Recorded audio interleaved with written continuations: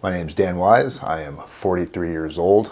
I'm a convicted felon for conspiracy to distribute Oxycodone, working out of a pain clinic in Garden City, Georgia, right outside of Savannah. How I got into this really kind of goes all the way back to young ages.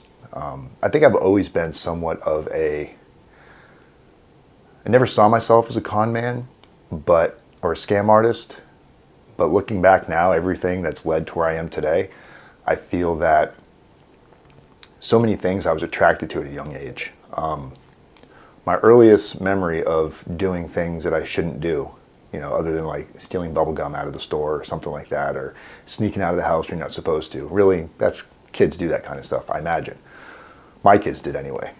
But looking back now, one of the first things that I did that should have been some writing on the wall. Me and a couple friends, when we were in, I want to say middle school, everybody's heard of DARE, keeping kids off drugs and stuff like that. Me and my buddy Matt, we thought it would be fun to create something similar to DARE, and we called it, I think it was CAD, Kids Against Drugs, KAD.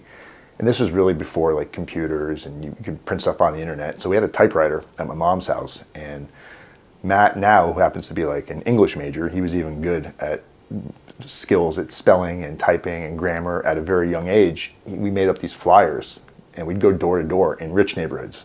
We wouldn't go in our neighborhood because we lived in the poorest of the poor neighborhoods and nobody had money there. So we'd go to these neighborhoods like Winston Trails and the city of Atlantis. This is all in South Florida. And we'd go knock on doors and we'd say, hey, my name's Dan. I'm with CAD, Kids Against Drugs. We're raising money to bring awareness to help parents and whatever spiel we had. And it was so easy because it's one of these things that everybody has a soft spot to try to help somebody else, especially when they see it's drug related. Oh, these kids are out here doing all these great things. So we did that for probably a few weeks. I can't tell you how much money we made. I don't remember. It wasn't a lot. We were getting like $5 donations, $10 donations. We were making maybe $50 a day doing it. But at this point, we're in middle school and we didn't have jobs. That money would go a long way for us because we didn't have expenses. We didn't have bills. We lived at home. So it was a lot of fun. And then we got the idea to let's borrow our friends' Boy Scout outfits and let's start going door to door raising money for the Boy Scouts of America. And we did this for about 3 weeks. And then we went to somebody's house who had a kid that knew us. And we're sitting there talking to the mom, and the mom actually had already given us money, and she was telling us what a great job we're doing and all of these accolades. And we're just like, we want to get the F out of here because we don't really care about this part of it. We got the money, we want to move on. And then we see her son walk out of the room and he's like, Dan, Matt. And we're like, hey, he's like, what are you guys doing? And the mom's like, oh my God, how come you're not involved in the Boy Scouts? And he says, when did you guys join the Boy Scouts? Might have been the Cub Scouts. At that point, his mom you could see the look on her face, the look on our face, like we didn't know what to say. We were kind of caught like a deer in headlights. And she made some phone calls. She didn't say anything at that point. We left. Made some phone calls. A couple hours later, cops show up at our house. And it just went real bad, real fast. It was clear that we were running a scam. We had to earn all the money back. We were washing cars. They sent us to the police station to like wash cars. They'd bring us to places that had graffiti on walls. So we'd have to go wash the walls, kind of like community service. We weren't adults yet, so they didn't take it that serious. And honestly, the punishment wasn't that serious. So I don't think we really learned a lesson from that at all. We were just like, oh, we got caught. No big deal. But those were some of the things that I did as like a very young kid. And it wasn't just about getting money from that. It was more of the excitement of doing something that you weren't supposed to do. It just felt exhilarating and you kind of felt alive doing it because there's the chance you could get caught. So every time you knock on a door, you kind of feel the butterflies in your stomach and you're like, man, this could be the one. But you don't know that internally. But then you get complacent in it. You're doing it over and over and over again. And you think you're never going to get caught. You just keep going, house to house. But we ended up getting caught on that. Like I said, community service, all that fun stuff, no big deal. And then skipping school was our thing. We would skip school all the time. We would take turns like sneaking out to each other's houses. We'd skip school if his parents were at work. We'd go to his house. If my parents were at work, we'd go to my house. And we were those kids that skipped school, and we weren't doing drugs or crazy shit. We were making movies. We loved to make like student films. You know, there's a famous actor, Oscar Isaac. Some of you maybe have heard of him. He's been in several movies. He just did a series on Disney, Moon Knight. He was one of our friends, and you know, I've got some videos with me and him doing these movies together. And all the movies, like the clips of me and him, we were all skipping school making these videos. So it's wild now to see Oscar like on the big screen, knowing that, man, if it wasn't for Oscar skipping school, who knows? He may not have made it to the big time.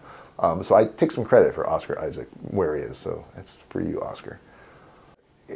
Around this time, I was probably 17, 18 years old, and not 18 years old actually, because I had to be 18 because I got in trouble criminally as an adult. My brother and his wife separated. My whole family is way older. So to kind of give you a little backstory on my family, and Matt, probably have to edit this because I forgot to tell you this part. My family, so my father was in his late 60s. He was like 65 or 64 when I was born. My grandfather was born in the 1800s. I was born in 1978. So just to kind of put it into perspective, like my father basically was typical grandfather age when he had me. I'm sure it was an accident. I don't think many 65-year-olds are out there, I'm going to have a kid. My mom was in her early 40s, so she was in her 40s. My dad was in his 60s, and out pops Dan. I have 4 older brothers who are basically all old enough to be my father, at least most of them anyway. Wasn't close to them at all. We had different dads. My dad was my dad. They had a different father, so my mom remarried, and my dad didn't like any of my brothers. Apparently when they were young and my dad came into their life before I was born, he was extremely abusive. He'd beat the shit out of them. I mean, like beat them up like you see all these crazy videos now where someone's getting like their face smashed in. My dad used to do that to them. So hearing this when I was a kid, I didn't believe it because my dad never laid a finger on me. My dad was an alcoholic for sure. He used to beat the shit out of my mom. And I have memories of my dad beating my mom, but as I became older, I don't really think the memories were real. I think they were false memories because my mom would tell me at a young age. When my parents separated, I was about 7 or 8 years old and they separated. And when I would want to go to my dad's house, my mom would tell me these horrible stories about how he'd beat her up and knock her down the stairs. So as a young boy, you want to protect your mom. So I hated my father when I'd hear these stories. And then my mom would play the opposite side. Your father really wants to see you. You need to go see him. And she would do this when he's on the phone. So it's like, you just told me he beat the shit out of you and you don't want me to go there. Now, all of a sudden, my mom, while my dad's on the phone, she's like, I don't know why he doesn't want to see you, Harold. I keep telling him he needs to go see his father. You know, you only have one father and he's not going to live forever. And it was so conflicting in the manipulating that would take place from my mother. My mom, you know, I hate to say it, she wasn't a great person at all. I mean, she was my mother, so there's that. But I wasn't friendly with my mom. I didn't share secrets with my mother. My mother was fucking nuts, to be honest. She was a crazy person who did out of this world things that were so embarrassing. And it really did install a lot of my character kind of came from this, I think, because this is what I would see, you know. And as I got older and started seeing the damaging consequences of my actions, I'm like, man, this is shit that my mom used to do. And I would always say, I'm never going to be like my mother. And fuck, here I am, fucking Donna Jr. She should have had a boy, or a girl, I mean. They wanted a girl bad because my mom had all boys. I've got 4 brothers, they're all boys. She wanted a girl so bad. And when I was born, she cried, I was told. And it wasn't like, oh my God, it's a beautiful baby boy. It's like, fuck, he's got a wiener, I'm fucked. Another boy. All of my brothers, so 4 brothers, they each have 2 boys. So for sure, they thought I was going to be a girl. I popped out. Now I have girls. I thought I was going to have boys because, you know, everybody else, all my brothers had boys. So my dad, I guess, was the factor that made a difference there. But back to my mom, the craziness, shit she used to do. Performed an exorcism on me when I was maybe 9, 10 years old. I don't know what I did. It couldn't have been that bad because I don't remember it. It was nuts. I remember I came home from school and there was this lady, Marilyn, and this other lady, I think her name was Noelle. And Noelle used to scare me because she looked like a goblin. She had emphysema, so she had this tank she'd carry around with her. And she had that, you know, you see those commercials about smoking and how it, you know, there's that one lady she's passed and she had throat cancer and He's got that voice, right? Well, this was Noelle. Noelle sounded just like that, and she was so mean, and she had this pointy fucking fingers, and she would, Daniel, she'd poke me, and it would hurt, and it would just creep me out. She was very scary, goblin for sure. I come home from school, and my mom, Noelle, and Marilyn hold me down. And my mom starts telling me that I'm possessed with demons, and we have to remove the demons. Then she goes on to bless holy water. And I don't know, now you can't, she's not capable of blessing holy water. She's the most unholy fucking person I ever met in my entire life. Spraying water on me, preaching at me, holding a Bible over me, like touching the Bible on me. And you would think you'd be like freaked out and like screaming and kicking, but I was just kind of numb to it. I just laid there. Probably similar to like when kids get molested by their parents and stuff, you hear these stories that they were just numb to it. They didn't know what to do. It was weird. They just kind of like froze. Well, that's what I did. I just froze. And I remember kind of by the end of the day, things were like back to weird normal. Like there was no more, it was like, all right, it's over. You're cleansed or whatever it was. And I definitely wasn't cleansed. I can tell you that. Yeah, she did that. Stuff like that all the time. And the way she would play sides was fucking nuts. We lived in a mobile home park in Lantana, Florida, called Plantation at Lantana. Awesome memories from there. Not so much from my mom, but awesome memories. You guys remember Duck Hunt Nintendo, the gray Nintendo gun? That thing looks as far from a real gun as any gun I've ever seen. Anybody that sees that and goes, oh my God, he's got a gun. You're either crazy or you're blind or you just want to cause trouble for the kids in the neighborhood. Well, we were driving around in somebody else's car in the neighborhood, and I had the gun out the window with the fucking cord, gray Nintendo gun, and I don't know, we were like playing whatever we were doing, pretending to shoot people, whatever. A couple of hours later, my mom gets a call. She's like, I just got a call from the office, this is the clubhouse of the mobile home park, from the manager of the park, said that you were holding a gun out the window. Like, she was kind of pissed at first, but I think she was confused because that's not some shit I would do. I didn't play with guns. And I told her, I was like, Mom, I showed her the gun. She's like, this place is ridiculous. Like, we're going to deal with this. We're going to go take care of this right now. They want us to come down there and show them the gun and take care of this because they don't know if they should call the cops or blah, blah, blah. This place is bullshit. She's going, basically, I was like, my mom's got my back on this one, finally. So we get there. We get to the clubhouse. They bring us into like, they have a big clubhouse with like a bunch of tables you'd set up for parties or whatever. So we're sitting there at these tables. And everybody gets in. The manager, her name is Roseanne, her husband named Stan. They liked me, but I think they were more worried and concerned for me than my mom was, to be honest. I think they were trying to like find out, should we get children's services involved on this kid?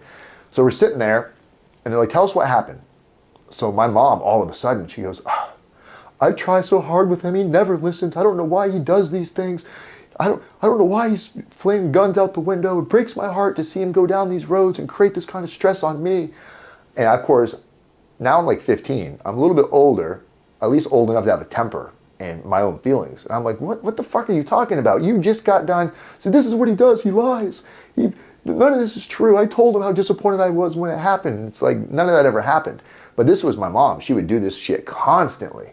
So I got to a point where I was just never home. I would stay at friends' house. I would literally, like, I used to break into the clubhouse at night. We had this little section of the clubhouse in the mobile home park where it was like a little game room offset from the clubhouse. So I would break in there, the window, you could not break in, like break anything, but I'd break in and I would sleep in there and then go home in the morning when she would go to work, get my shit, either go to school, which was very rare to go to school, or I would go to a friend's house and we'd play video games or make movies. I didn't like being around my mom because she had everybody fooled.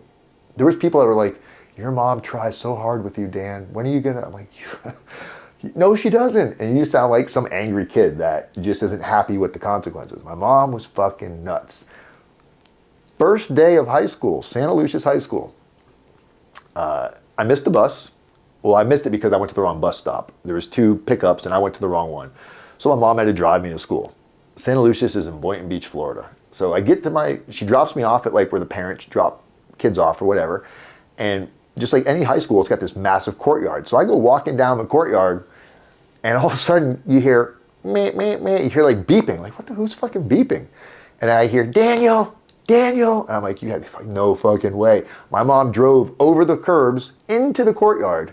No cars are allowed in there. Kids are like looking at it. embarrassed wasn't the word. Embarrassed was not the word.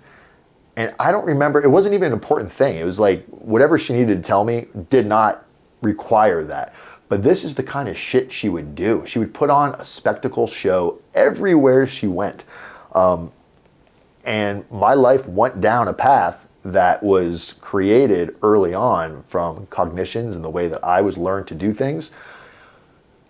I never thought I was going to be like that, though. I never thought I was going to be like her or like my father. You know, I've never put my hands on a woman, I can say that. But I haven't been the best boyfriend. I haven't been the best father. I've made many mistakes with my own kids and many mistakes with my ex-wife and many mistakes with my current girlfriend. So I don't think you can really say that, you know, just because you didn't put your hands on somebody makes you a good person. You know, sometimes mental abuse is equally or greater than physical abuse. Some of you will agree, some of you will disagree, but whatever. But yeah, my parents were never really there. My mom worked nights. She was a nurse. So she'd go to work at like 5 or 6 in the evening and she wouldn't come home till 7 or 8 in the morning. So I was left all night by myself at a very young age, which I liked at the time because I had no nobody was watching me. I could do whatever I wanted to do.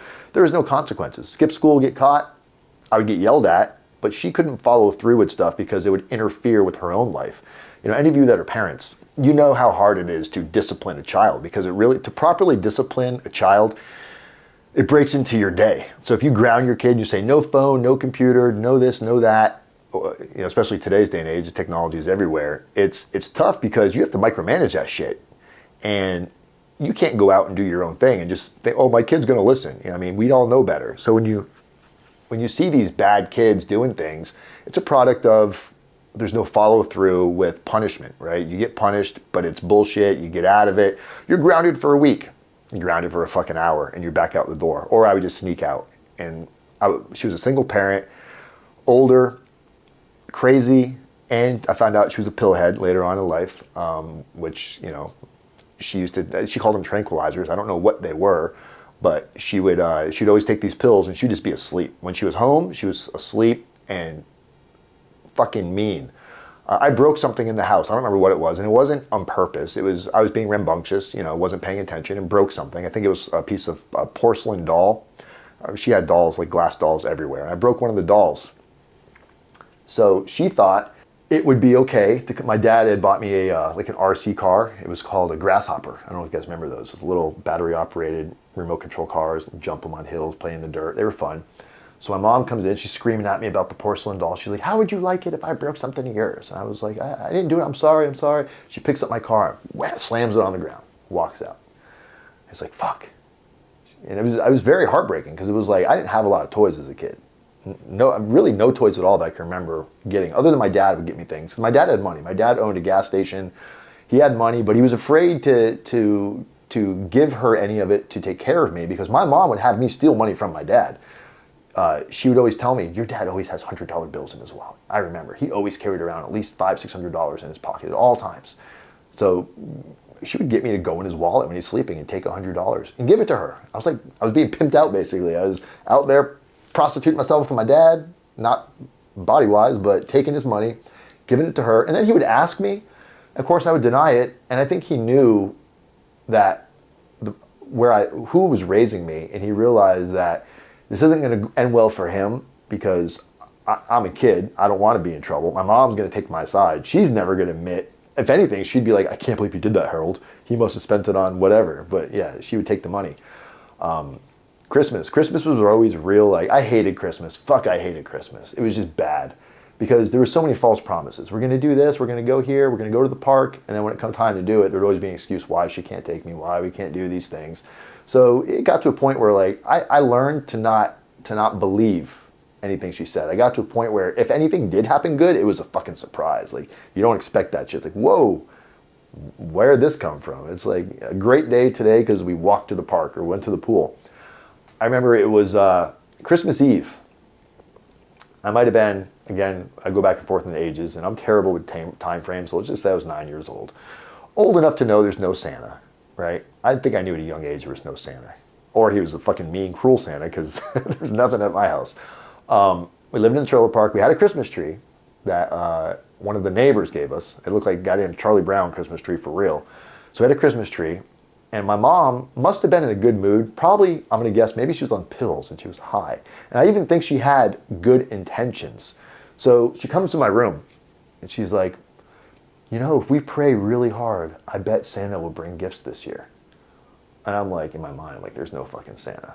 My mom's basically telling me that she's going to go out and get some gifts. So, okay. So we prayed. She literally, you know, when you see kids and a parent get like on their hands and knees and they pray on their bed, that's what she was doing with me. So we're sitting there praying, and we pray. My mom's like, please God, all this stuff. And I'm just like going along with it, whatever. Next morning, I really thought, like, I usually knew my mom was somebody that was going to fall through and not follow through. But for some reason, I believed, I was like, nobody would do that. Nobody's that fucked up. They're not going to do that. So get up. There's no presents. My mom's passed out in bed, like passed out in bed. She would always wear this white robe from, I want to say the Ritz-Carlton or some shit like that. Some nice hotel in New York. She worked for this lady, and she was a nurse, so she'd take care of the lady's husband. So sometimes when this lady would go on vacation, she would bring my mom with her. So whenever my mom would go to like a nice place like that, she would like steal something from the hotel. And she'd wear this robe around like she's fucking Cleopatra. It's like, bitch, you live in a trailer park wearing a Ritz-Carlton robe. Nobody thinks anything. They're like, why is she wearing that? They probably even know what Ritz-Carlton is. She get that at the Holiday Inn? You know, it was like that kind of shit. And I didn't know any better, so I just thought it was a white robe. But she would always sleep in this robe. So when I would go in her room to see if she was awake, she always looked like a zombie. She's just laying there, mouth open like she's catching flies, snoring. And you can't wake her up. There's no, I mean, not that you're not allowed to wake her up. You physically can't wake her up. So these are probably the drugs she was on. She wakes up maybe 1 o'clock in the afternoon. I'd already got over the whole Christmas thing, like whatever. It is what it is. She must have been mad because she didn't do it. She came in my room screaming, you didn't believe when you prayed. You didn't pray hard enough. Blaming me for no fucking presents being under the tree. I didn't even know what to say at that point. I started to actually feel bad for a minute. I'm like, but there's no Santa Claus. So I'm like, there's no rationalizing with her. She's an irrational person completely. It's like having we've all had those arguments where you realize I'm wasting my fucking time. I'm wasting my breath. There's no rationalization that you're going to hear. Common sense doesn't exist in your brain today. You're better off just walking out of the situation, but it's my house. Can't do it. She was that kind of a mother from the get-go. And, you know, and what are you supposed to do when this is what you know? Living at friends' houses, you get a hot meal by going over to your friend's house at night. And the mom, you know, SpaghettiOs, or not even something great, just a meal. We didn't have food in the house. We had saltine crackers, anchovies, sardines, saltine crackers, sardines, peanut butter that would always go in the fridge for some reason. So we try to put that on bread. It's like cementing a piece of bread. She wasn't a good mom, basically. And I'm sure maybe she's got her own problems. I didn't really know anything about her past because I was too young, and she died. Well, she came down with Alzheimer's and dementia when I hit 16. So my dad died when I was 16 of cancer.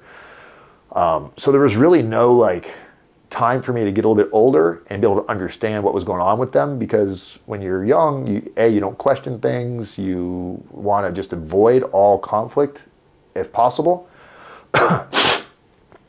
So by the time they were gone, it was just like, man, what the fuck happened? You know, so I would start getting more and more into, I had a regular job. I was working as a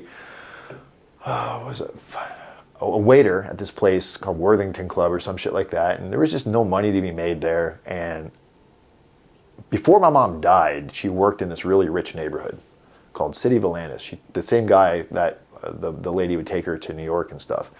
The lady for the husband was much younger than the husband. It was Ken, and I think her name was Jenny. Jenny was probably my mom's age, maybe like at this point, like 50 something. And Kenny, the father, the rich guy, he was probably like 140. I mean, he looked like death had already got him. He was just waiting to go. But she married him for his money, clearly. But they had this kid Colin, was about my age. My mom one day, she's like, I need you to come to work with me today. I'm like, why? She's like, well, they have a kid. He doesn't have any friends. And, you know, maybe you can bring your Nintendo. And I was like, I don't want to go hang out with some rich kid. Like, I did not want to go at all. I was very mad. She made me go. I ended up really liking the kid. He was very awkward at first because he was so introverted. His mom never let him out of the house. He always wore like weird shorts and these little golf shirts. And preppy kid, but very nice. So we started kind of hanging out more and more forcibly at first, but then it became like, wow, he's actually cool. I enjoyed hanging out with him. We started playing basketball together, and he started to come out of his shell and ended up being like a really cool kid. But living in this, going over there all the time, we would spend like weeks at a time there while my mom would take care of this guy. And this is a rich neighborhood. Like everybody in there is worth at least a couple $1 million, I would imagine. So this was my first taste of what it looked like to live a life like this. Like he had golf carts and we were always doing fun things. We'd go to the country club and eat, and they'd put it on their bill, and it's like, wow, you don't have to pay for this stuff. We're playing on the golf carts, just having a blast. And this lasted for a couple years, up until I was like 16, when my mom, she had to quit because she got Alzheimer's and dementia and all that shit. I remember one day we were all at the country club together, me, Colin, and a couple other little rich kids that we were friends with. And it was weird because all of a sudden it hit me like a ton of fucking bricks. I was like, this isn't my life. The only way I'm going to be around these types of people in the future is if I get a job and I'm like their busboy or their waiter or the cook here. And they're going to be here with their golf shirts on with no cares in the world. And that's great for them. I mean, am I jealous? Of course I was jealous. I hated that I didn't have that life.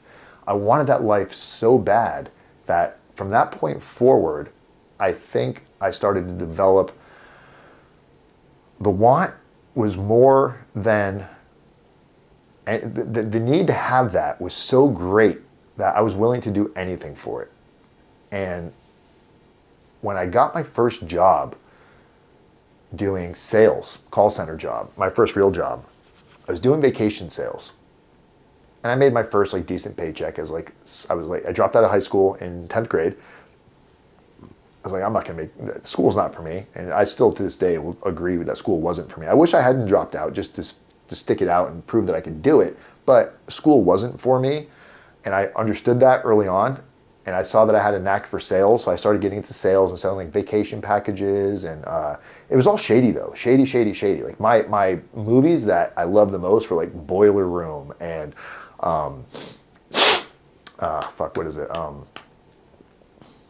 Wall Street, shit like this, like, Coffees for Closers. I liked that fast pace where you're ordering people around, you're convincing them to buy something, and you'd hear like these sales pitches where somebody's like, well, I'm not interested. Well, what is it you're not? You have these rebuttals, and when you would close somebody, there was no greater feeling. It didn't matter what the commission was. The commission could have been $5, the commission could have been $5 million. The satisfaction of the kill, I fucking got him, headshot.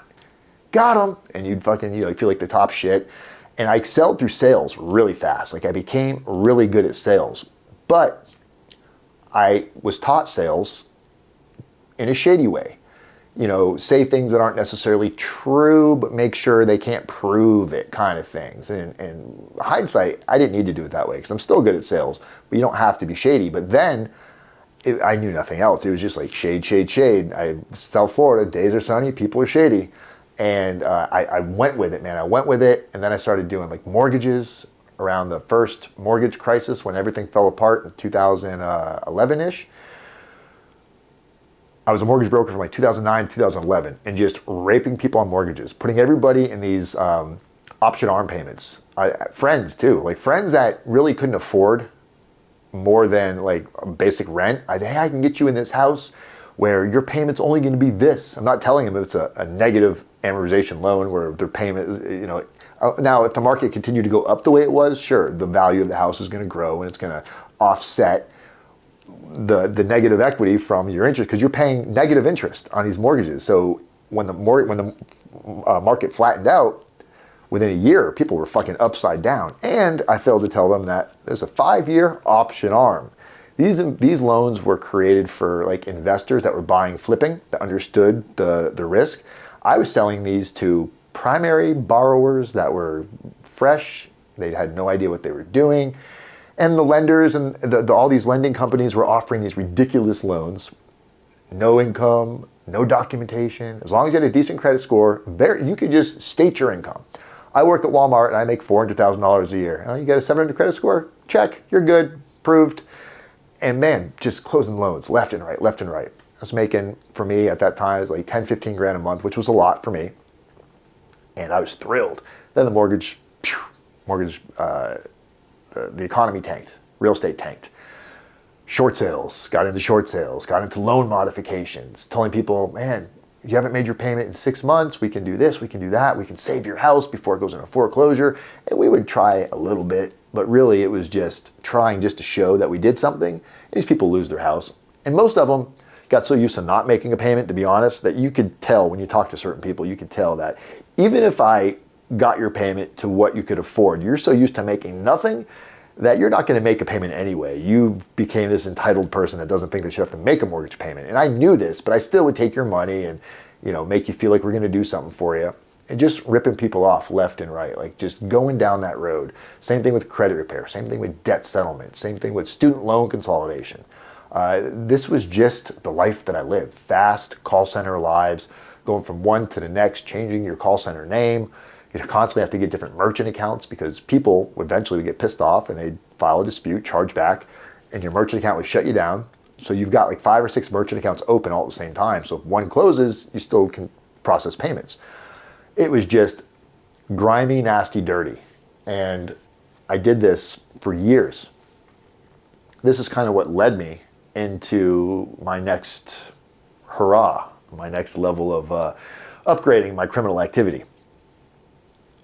I had a credit repair company and I was looking for office space in like Boca, Delray area, just because a lot of halfway houses around there, treatment centers, and a lot of the people living in these halfway houses and treatment centers, they were really good at sales because they were really good at bullshitting people, really good at scamming. They sounded great on the phone, but you look at them, if people were to see who they were talking to on the phone, they wouldn't buy a fucking thing.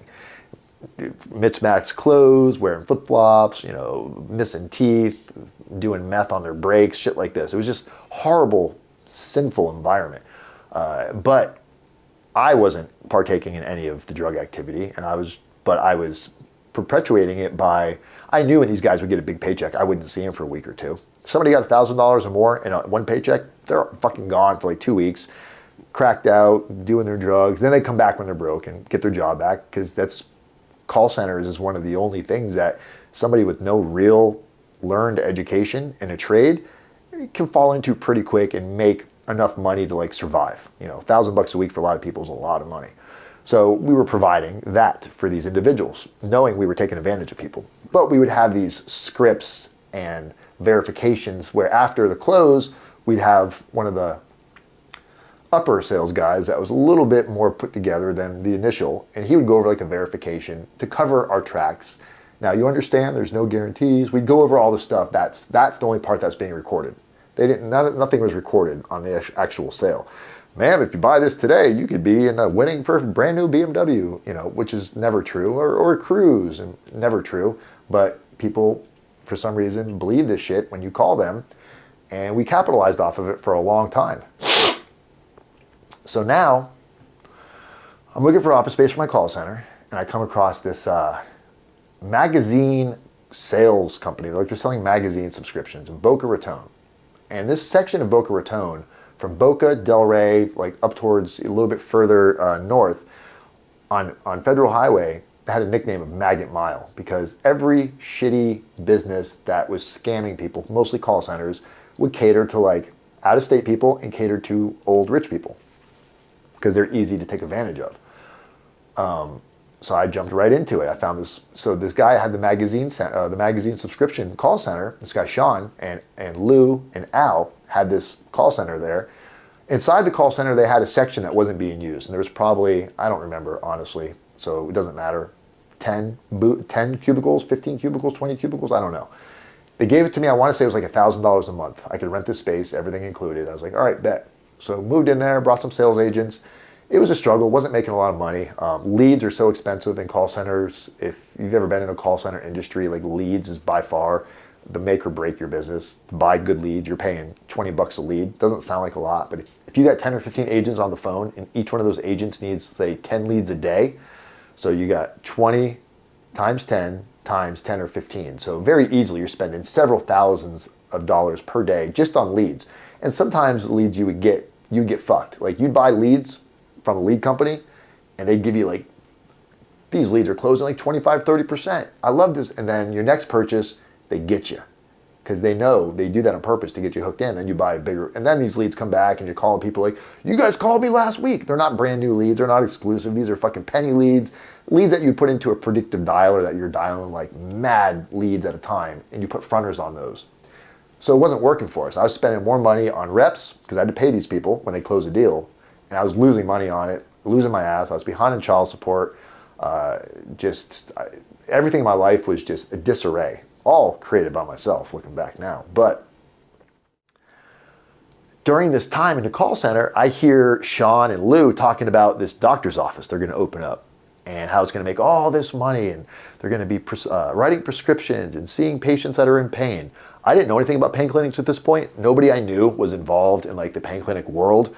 So I didn't know what real dirty was. And I just heard the money. Money, money, money. We can make this much. We can make this much. And they didn't know I could hear this, because if anybody ever met these guys, you know they talk pretty loud. So I'm listening. So I finally, my personality is talk to anybody and everybody. I said, hey man, how can I get in on this? And they're like, well, first it was kind of like, they didn't want me. Like, I had nothing to do with it. What can I bring to the table? I have no medical experience, but I kept kind of pushing. And at this point, I've now been in their office for, I don't know, maybe 2 or 3 months. And in their office for like 2 or 3 months, and they start to notice, even though my business model sucked, I wasn't making money with my business, they saw how I was with people. Everybody loved me. When sales reps were unhappy, I would find a way to like deal with it, not give them what they want, give them what I want them to take, but they take it with a smile on their face and feel like they got over on me. And everyone's like, damn, that's, Dan's good with people, basically is what it was. Your people skills are on point, Dan. But they saw an advantage that they could take. They saw that I don't do drugs. I don't have any kind of crazy addictions. They saw that I was punctual. I was there every fucking day, Monday through Sunday. I was a hard worker for sure. So I remember Sean comes up to me, he's like, hey, you still interested in this? And I was like, fuck yeah, dude. He's like, well, I want to introduce you to Lou. Lou is the guy putting up the money. He's the financier of it. I'm like, all right. So Lou was like, hey, slimy as they fucking come, guys. This guy's just oozes. He slithers. He doesn't walk, he slithers. When a door's closed, like Lou just through the cracks, he's gone, like poof. But I didn't have any other people around that were offering me positions. So I was like, all right, I'm down. And I think I was becoming extra slithery at this point too. So they offered me a job as the office manager of a pain clinic, $10,000 a month, all my living expenses paid, because we had to move to Georgia. They're gonna pay my house. And I was like, man, my kids are here. I can't move there permanently. I was like, well, where do you live now? And I live in this little condo over on Intercoastal. It sounds like you live in Intercoastal, Dan. You must have been making money. No, I found this like weird, good deal. I was paying $900 a month from this little old lady who rented out this beautiful condo. She just wanted somebody to take care of it. So my rent was $900 a month. And at this time, things definitely were cheaper than they are now, obviously. But even in that time, it probably would have been like $2,000 a month for a normal rental in that area. So I, of course, took advantage of that. And when I told them my kids are here, I see my kids every weekend, they were like, well, how about we also pay your rent here, and we'll pay for you to fly back every weekend so you can still see your kids, and you fly back Sunday and here for the office. Where do I fucking sign? But the other dilemma was my girlfriend Shelly. I'm not gonna. What is she gonna do? And they're like, yo, you can hire her. She can be the office manager or the receptionist, and you can actually hire your own staff. You can hire everybody you need to run the office. I don't know anything about pain clinics. I don't know anything about medical, doctor's offices. Oh, we're gonna have nurses that are gonna be there. They're gonna train you. Don't worry about it. We'll get you caught up on that. We just need somebody that's good with people, that can maintain order, and everything else you'll learn. So I was like, fuck it, let's do it. I convinced Shelly, take the job. They offered Shelly $1,000 a week, $10,000 a month. And I think my friend Constantine, he was gonna get $750 a week. So we were like, hell yeah. Well, I was like, hell yeah. Shelly didn't want to go. Shelly was like, this doesn't sound right. This doesn't sound right. And she eventually caved in. I think she caved in because of me, obviously. I begged her to do it. She didn't want to do it. She did it. We went to Savannah. Well, I went to Savannah first. Before they opened the office, they've told me like a week before, this new thing pops up, and they're like, hey, we got to do marketing before we open so we have clients, so we're not just there spending money. We want to have people the day we open. I'm like, all right. They're like, we're going to have you help with marketing. So when they said that, of course, you think like, I mean, I don't know what kind of marketing was there. I don't know if Facebook was a thing then, but let's just say it was like, Facebook ads or Google ads or marketing. Like, that's what I thought they meant when they said marketing. No, that wasn't it at all. What it was is they sent me, Constantine, the other guy who was also one of our co-defendants, and his dude Frankie. Frankie's one of the coolest motherfuckers I've ever met in my entire life. Frankie, if you watch this video, it sucked. We had to go through all this, but you were a good dude. So Frankie comes up from wherever they sent him from. He's this Italian. He looks Italian. He looks black. You can't really tell. Cool dude. Totally very, very ghetto. But once you get to know him, like, good heart. They send us to, because we're opening this pain clinic in Savannah, Georgia. Garden City, which is right off I-95. And the reason they were doing this is most people were driving to Florida to get their pain meds filled. Like, they're coming from like Kentucky and Ohio and all these places that are way north, and they're driving to Florida. So Sean and Lou and these guys are like, we're going to open an office in Savannah, which is several hours closer than Florida is, and make a less drive. Which, okay, how are you going to get these people though? How are you going to let them know you're open? You can't just put a sign up. No one's going to see your sign. So they had us going to pain clinics in like Jacksonville and stuff. Some of the biggest pain clinics that were around. Some of these pain clinics were seeing 150, 200 people a day. So they got us going to these pain clinics. So there's one, I don't remember what it was called, but it was on Blanding Boulevard in Jacksonville. They would rent us a hotel, a grimy, shitty hotel, because most of these pain clinics were in bad areas. They get a hotel that was, you could visually see the pain clinic from the hotel. So we rent a room. Frankie would be upstairs with a radio. Me and Costa would be downstairs or down in a car waiting for radio. Frankie would be like, all right, there's a car that just pulled in the pain clinic. He's got Kentucky tags. I'll let you know when he's leaving. So the guy would go in, see the doctor, whatever. So now the guy pulls out. Frankie would be like, all right, it's a, whatever it was, a Toyota Camry, Kentucky. This is the color. Here's the people that are driving. Go get them. So we would flag these people down. We're driving behind them, getting them to pull over. And I can only imagine they must have thought we were police officers, because who does this? Who flags people down? It's fucking dangerous, crazy. These people are drug addicts. They're hooked on painkillers. So we're flagging people down, and there's like usually a car, like at least 5 or 6 people in a car or more sometimes. And really you try to like disarm them right away. Hey, I'm not a cop. I just want to let you know. You give them a couple cards. We open a pain clinic in Savannah, Georgia. It's half the drive. On your next visit, instead of driving all the way down here, why don't you stop off at Savannah first? It was called East Health Center. Stop off at our pain clinic in East Health Center, and our doctor writes really heavy.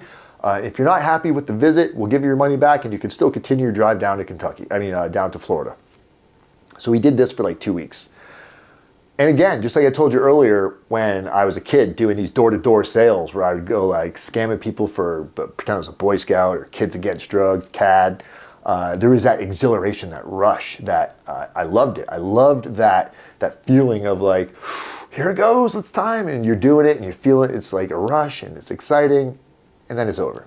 And now you got to wait for the next hit. I guess it's what people do crack, I guess, or waiting for the next high, right?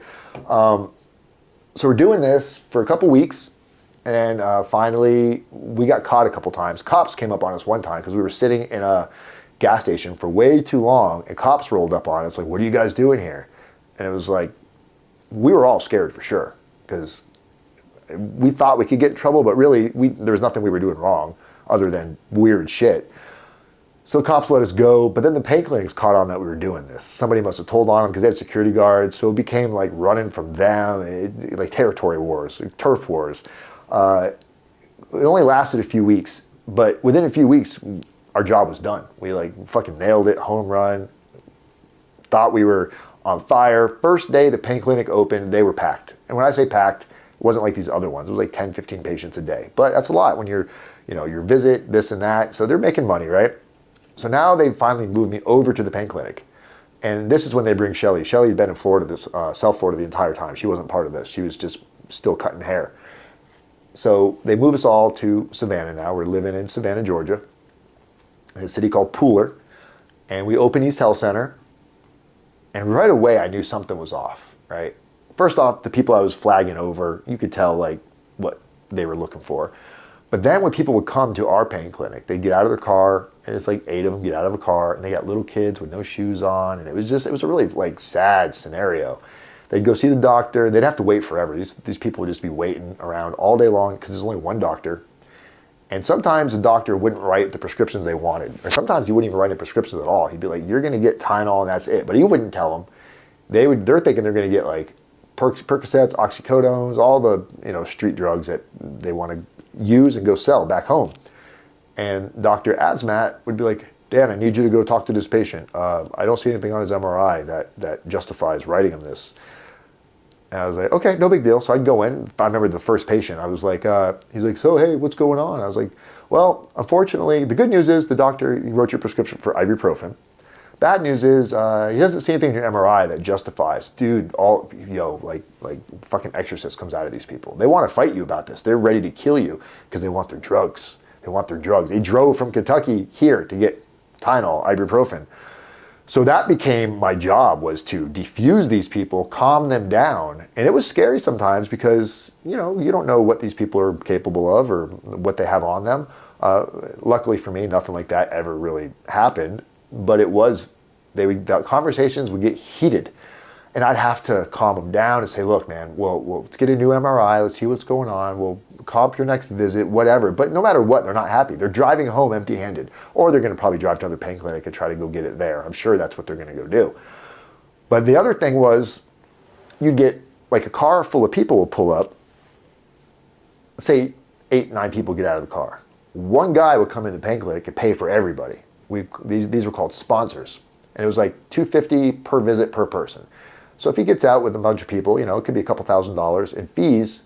And the deal he had with these people, why he's paying for it, is once they got their prescription filled, he would take half the pills and give the other half to the person that got the prescription. And then he would take those pills and go sell them, because the street level value for these pills at this time, I don't know what it was, depends where you live, but $30, $40, $50 for a pill. And these people are getting it through some of them are getting it through insurance, or they're getting it through some kind of special discount.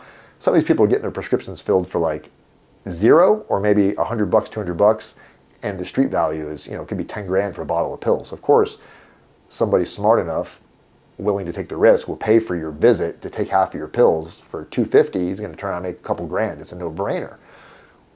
This was going on, and it was around this time when I started to kind of get like, what the fuck am I doing here? This isn't good. And they never gave me the $10,000 a month. That never happened. They kept saying it was going to happen. The most I ever made a week there was at the very, very end. It was like $1,000 a week. Wasn't worth it at all. I was making a couple $100 initially, dealing with all this bullshit. Now they did pay for my living expenses, so I wasn't out of pocket for that. But it was just to make $300 or $400 a week to do this. Are you fucking kidding me?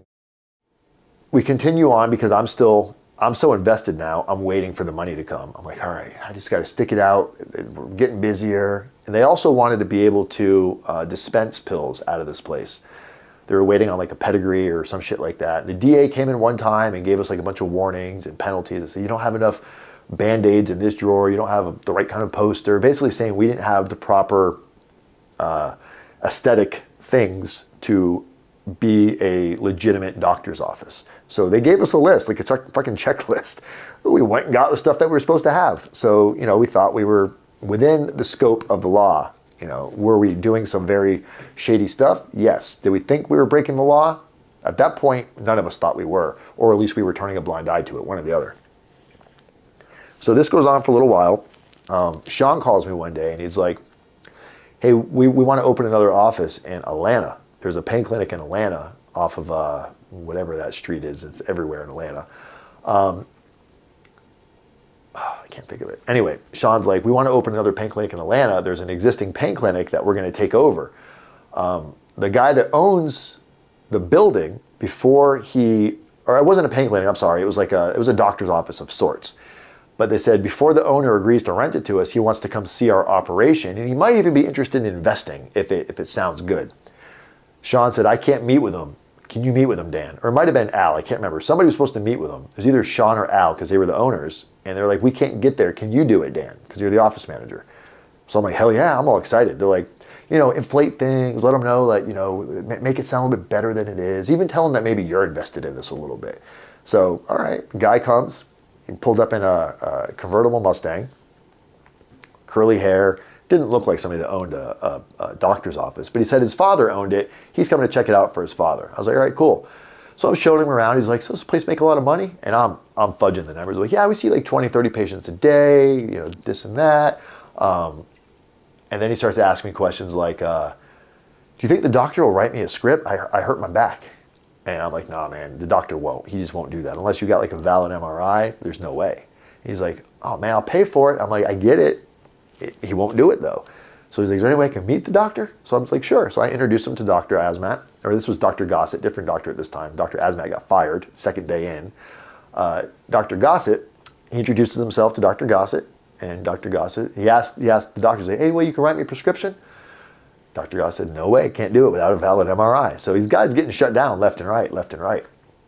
Well, we're wrapping up, and he keeps bringing up how he hurt his back playing golf, and he left his prescription at home. I said, well, what do you normally take? He's like, I think it's an Oxycodone, I think is what I'm taking, what the doctor gave me. This is where I fucked up. So we have patients come in these patient rooms every day. And after every patient leaves, you go in, clean the room, put new paper on the bed, make sure, you know, there's no garbage left behind. And there was an occasion where we found some pills. Somebody, maybe they fell out of their pocket or whatever it was. It wasn't a lot. It was like 3 or 4 pills. I think it was Oxycodones or Oxycontin. I can't remember which one it was. This was like days before this happened. We put them in an empty pill bottle and put them in our break room, and they were up on a cabinet. So this guy keeps telling me that he hurt his back and this and that. Finally, I was like, I mean, if you're in pain, we got some here that you can have. He goes, oh man, do you? That'd be great. What do you want for him? I was like, oh no, I don't want nothing for him. It's just whatever. I was like, but meet me outside. I don't want to do this in front of everybody. So we go outside, give him the pills, shakes my hand, leaves. A couple days go by. We haven't heard from him. We don't know if he's going to rent the office or what. And it was just something seemed weird about it. So then Sean and Al, like, we found another office in Atlanta. So I'm like, all right, great. This guy, no questions asked. He was like ready to rent to us right away. This one was an existing pain clinic. Man, my nose. This one was an existing pain clinic. And they sent me there to train, because there was already a staff of people working there running the pain clinic for the other company that they bought it from. They bought it from a doctor. And, man, my fucking nose. Don't put this in the video, asshole. Can't breathe. It's hot in here. Matt. So the other pain clinic's being run by a doctor. We bought it from that doctor, and he had a staff already. So they send me in there to train the staff to do things the way we're doing it in Savannah. So I was there for about 2 weeks, and we were getting things going pretty good. Shelly and Constantine were at the other pain clinic with everybody else running that one. Every morning, because we open at the same time, every morning Shelly and I would call each other, talk on the phone, you know, hey, how's your morning, blah, blah, blah, blah, blah. Well, this morning I didn't get a call from her, so I called her, she didn't answer. I called my buddy Costa, he didn't answer. So I just figured maybe they got there early. Thought nothing of it, went about my day, working. About 20, 30 minutes later, I get a call from Sean, the owner. He's like, hey, have you heard from Shelly or Costa? I was like, no. And I'm like, still, like, why? Who cares? And he says, you know, hey, are you able to log into cameras? We had one of those like IP camera systems. So I tried to log into it, and it was down. I was like, no. He's like, dude, I can't get a hold of anybody over there. And Sean was, he was either out of town or he wasn't where he could just go check on it. And I was in Atlanta. It's fucking, whatever, 6-hour drive. So I'm like, fuck. Shelly's not answering her phone. Costa's not answering his phone.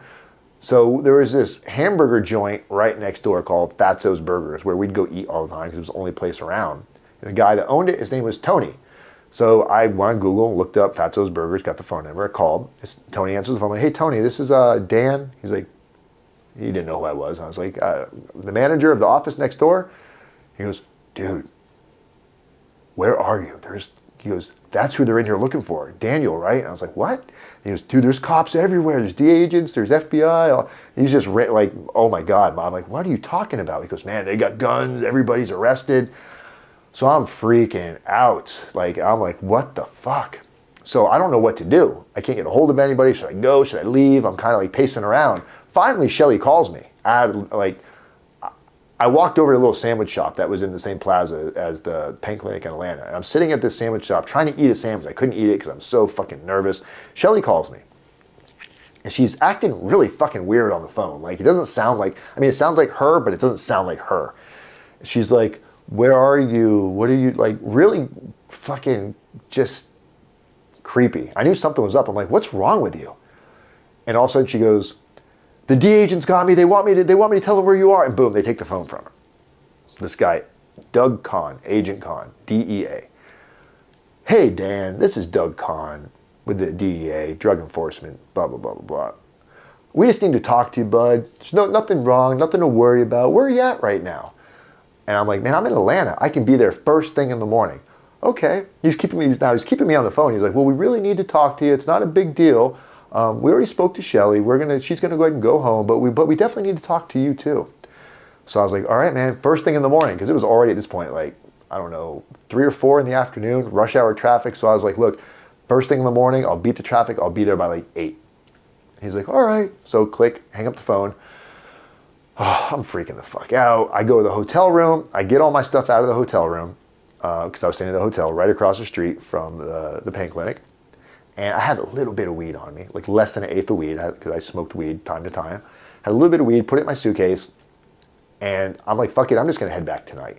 So I get ready to go, and then I'm like, man, I didn't get my paycheck yet. What if like something's wrong? Because Sean called me and said, we gotta get attorneys. And then his phone cut off. I'm like, I'm like, what the fuck? I didn't even think about them freezing the bank accounts. I was more worried about Sean and everybody else just not paying us. So I went back to the pain clinic in Atlanta before I decided to hit the road back to Savannah. And I go in the pain clinic, I go in the safe. I think there was like $3,000 in the safe. It wasn't a lot. I took the $3,000, I have like a bag for like toiletries and stuff, and I put it in my bag and put it in the glove box. And I got in the car. They had rented me a convertible Camaro. Top was up, so it was windows were closed. So I'm in the car, and I'm still kind of spaced out, like, Jesus fucking Christ. Like, I knew shit was over, but I didn't know it was over. And I get a tap, tap, tap on my window. It's just some guy, regular looking guy. But the guy looked familiar. I was like, dude, I saw this guy in the parking lot earlier today because he had these big pork chops, like Elvis Presley pork chops on his side of his head. I'm like, I knew he looked familiar. And he goes, Dan? And I'm like, oh, maybe he's a patient from Savannah or whatever. And I was like, yeah. Soon as I identified that it was me, because they didn't know who I was. I think they might have had a picture of me, but it wasn't a great picture, so they were trying to just guess. As soon as I said who I was, swarmed me. Get out of the car, put your hands up where we can see them. I'm fucking shaking, terrified, didn't know what the fuck was going on. Do you have any drugs on you? Da, da, da, da. I said, yeah, there's weed in my suitcase. Shouldn't have said it, whatever, I did. So they go through my suitcase, they find the weed, and then they got me sitting on a curb, handcuffed. And the pork chop guy comes up to me, he's like, we also saw you throw that, I don't know if he said pill or pills, we saw you throw that pill on the ground next to your car. It's like, no you didn't, because I didn't throw a pill on the ground. I'm like, dude, you're lying. I did not throw a pill on the ground. Now I'm freaking out because I'm like, they're trying to trap me, they're trying to get me on something I didn't do, and I'm freaking out. And he shows me the pill, and I'm like, dude, either you guys did that, I was like, or that was already there. And finally he says, why would a random pill be on the ground next to your car when that's what we're here for? And I said, you're at a fucking pain clinic. This is a pain clinic. Everybody that comes out of there has pills on them. And he goes, we're out of what? They didn't even know where they were. The DEA agents that were after us from Savannah, when they found out where I was, it was either I don't know if they pinged my cell phone or the car GPS, whatever it was. When they found out where we were, they sent just local DEA that had no idea what this was about. They just had to go arrest somebody for these charges. They didn't care, man. They charged me with that fucking pill, and that's how they were able to detain me initially and put me in what was it? A Gwinnett County jail. It was a private county jail, just a pure shithole of a jail. I couldn't bond out because, I could bond out. Everybody had the money to bond me out, but Gwinnett County, or I don't know if it's every county or every state, but Gwinnett County won't let somebody bond you out unless they have at the very least, a Georgia driver's license, local, for obvious reasons, I guess, if you skip on bail. Shelly didn't have nobody had one. The only one that had one was, so Dr. Gossett got arrested that same morning. They got him at his hotel. And his wife, Amanda, she drove and bonded me out because she had a Florida driver's license. So I get bonded out. I'm like, phew, thank fucking God. I'm starting to walk out. They got a fucking hold on me from Chatham County in Savannah where it was so now they put me back in a jail cell in Gwinnett for like, I don't know, 4 or 5 more days. I'm sitting there. And the first night, I remember the first night I was there, because the whole bond thing happened that same day. The first night I was exhausted. I hadn't really slept. They have like rec time in these county jails, right? Where they open the cells and you kind of go out. So when you go out to the little rec room area, not outside, but like I don't know, the rec area, they got a little TV there and these little couches. They were these rubber couches in case somebody spit on them or peed on them. They, like child couches. You can wash them real easy. So I sit on this couch and I'm watching the TV that's like way off in the distance. The TV looked like it was like that big. I'm watching TV and I fall asleep on the couch. And then all of a sudden I hear all this commotion. People are screaming, you hear banging around, you hear, get down, get down. And I'm like, what? And I sit up, I go to stand up, I hear pop, pop, shot in the neck. Oh my God, I thought I got shot by a fucking bullet. I thought it was real. I was like, oh my God. I fell to the ground. I can't see, I'm all delirious. I'm looking for blood, I'm freaking out. Rubber bullets. And these ceilings in this jail were so high that there must have been something happened. A fight broke out, whatever it was, when I call them goon squad, I don't know what the proper name for them is, the COs that come to de-escalate the situation, the riot guys. The ceilings are so high, they got these doors, like these trap doors at the top of the ceiling with like these tunnels where they can open the doors so they're, have the upper hand. And when I stood up, when they were telling everybody to get down, I guess there was a bunch of warnings that if you don't get down, you're gonna get shot, and I'm not hearing this because I'm passed out. So when I hear the screaming, when I heard get down, I stood up. I heard 2 shots, one either missed me or went somewhere else for somebody else. They nailed me in the neck and it dropped me. I can't imagine a real bullet feeling a whole lot different other than it's gonna penetrate and kill you, but the impact of this fucking bullet, it was painful. I didn't get in trouble for it. After everything settled, they realized I just got there. It still sucked. There was no apologies, nothing like that. Nurse came, checked it out. She's like, put some cream on there. They wouldn't give me ice or anything. So the next day, we're waiting for Amanda to come bond us out because Shelly couldn't bond me out. Amanda was going to come the next day. So it took Amanda a couple days before she could get up there, or it took a couple days to get the money together, whatever it was. It took a couple days. Shelly came to visit me, day 2, I believe. And the visitations here, you're like in your little pod. They bring the visitors to the pod, but it's like you go into a little room and there's glass in the pods. So Shelly's there and she sees my neck. She's like, what happened? She thought I got like beat up or something. I was like, I got shot. And I'm terrified. I'm actually probably crying at this point because I don't know what the fuck is going on. So then they bomb me out. And then they have a hold for Chatham County, Savannah. So I sit a few more days. It's like 2 or 3 more days because they go wait for transport to bring me. So transport day comes, they call me. I'm excited just to get the fuck out of there. So they bring me to transport, and it's a regular cop car, basically. I think it even had lights on it, with these 2 CO transport guys. And it was me and 2 other guys they were transporting. Big, big guys. They were big. 2 black dudes, but fat black dudes. They had me in the middle of the back seat of a cop car, sandwiched in by 2 big fat guys. We're shackled like this. Your hands with a thing around your waist, and it got your feet, and it's all connected. So you can't reach your face. Like, you can get to about right here. I could not reach my face. It's so hot in this fucking cop car. The drive from Gwinnett County to Chatham is a decent drive, and they're not driving fast. They're stopping. They had to transport. They dropped one guy off somewhere else and picked up another guy. It took like 8 hours, and sweat is dripping down. You ever had sweat drip down on your face and it tickles? You just want to rub it. I couldn't get it. Oh my God. It was fucking the worst thing in the world. These uncomfortable seats.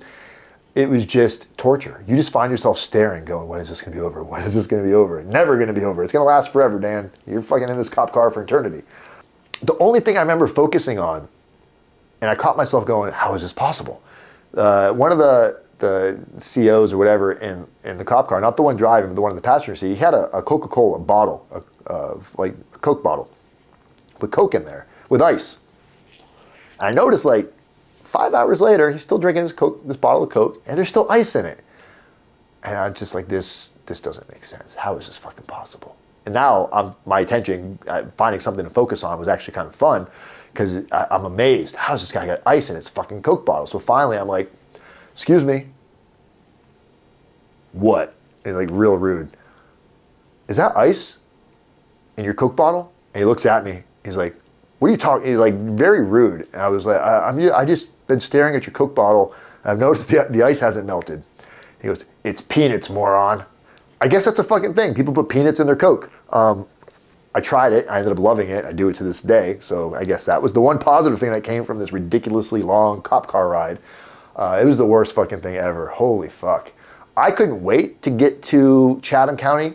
Now, Gwinnett, where I was, this shit was ran by the COs. Like it was locked down. It was, you're not talking back to these guys because the COs ran it.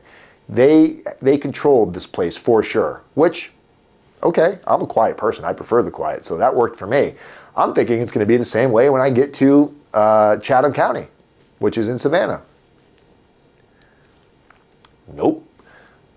Couldn't bond out right away. Had to see a judge before you could bond out in Savannah. There was no bond issued. Like there was a bond issued in Gwinnett, which we bonded out, but then I got stuck. Had to wait to see a judge. And this fucking judge took his goddamn time. Like Monday, it was Wednesday, Thursday, Friday, nothing. This judge came to the jail on a Sunday into the intake area. We're all sitting, and he went and sat there and bonded people out like just sitting on a bench. Old guy, grumpy. I mean, don't get me wrong, I was happy to get out. But this jail was ran by the inmates. It was loud. It was fighting.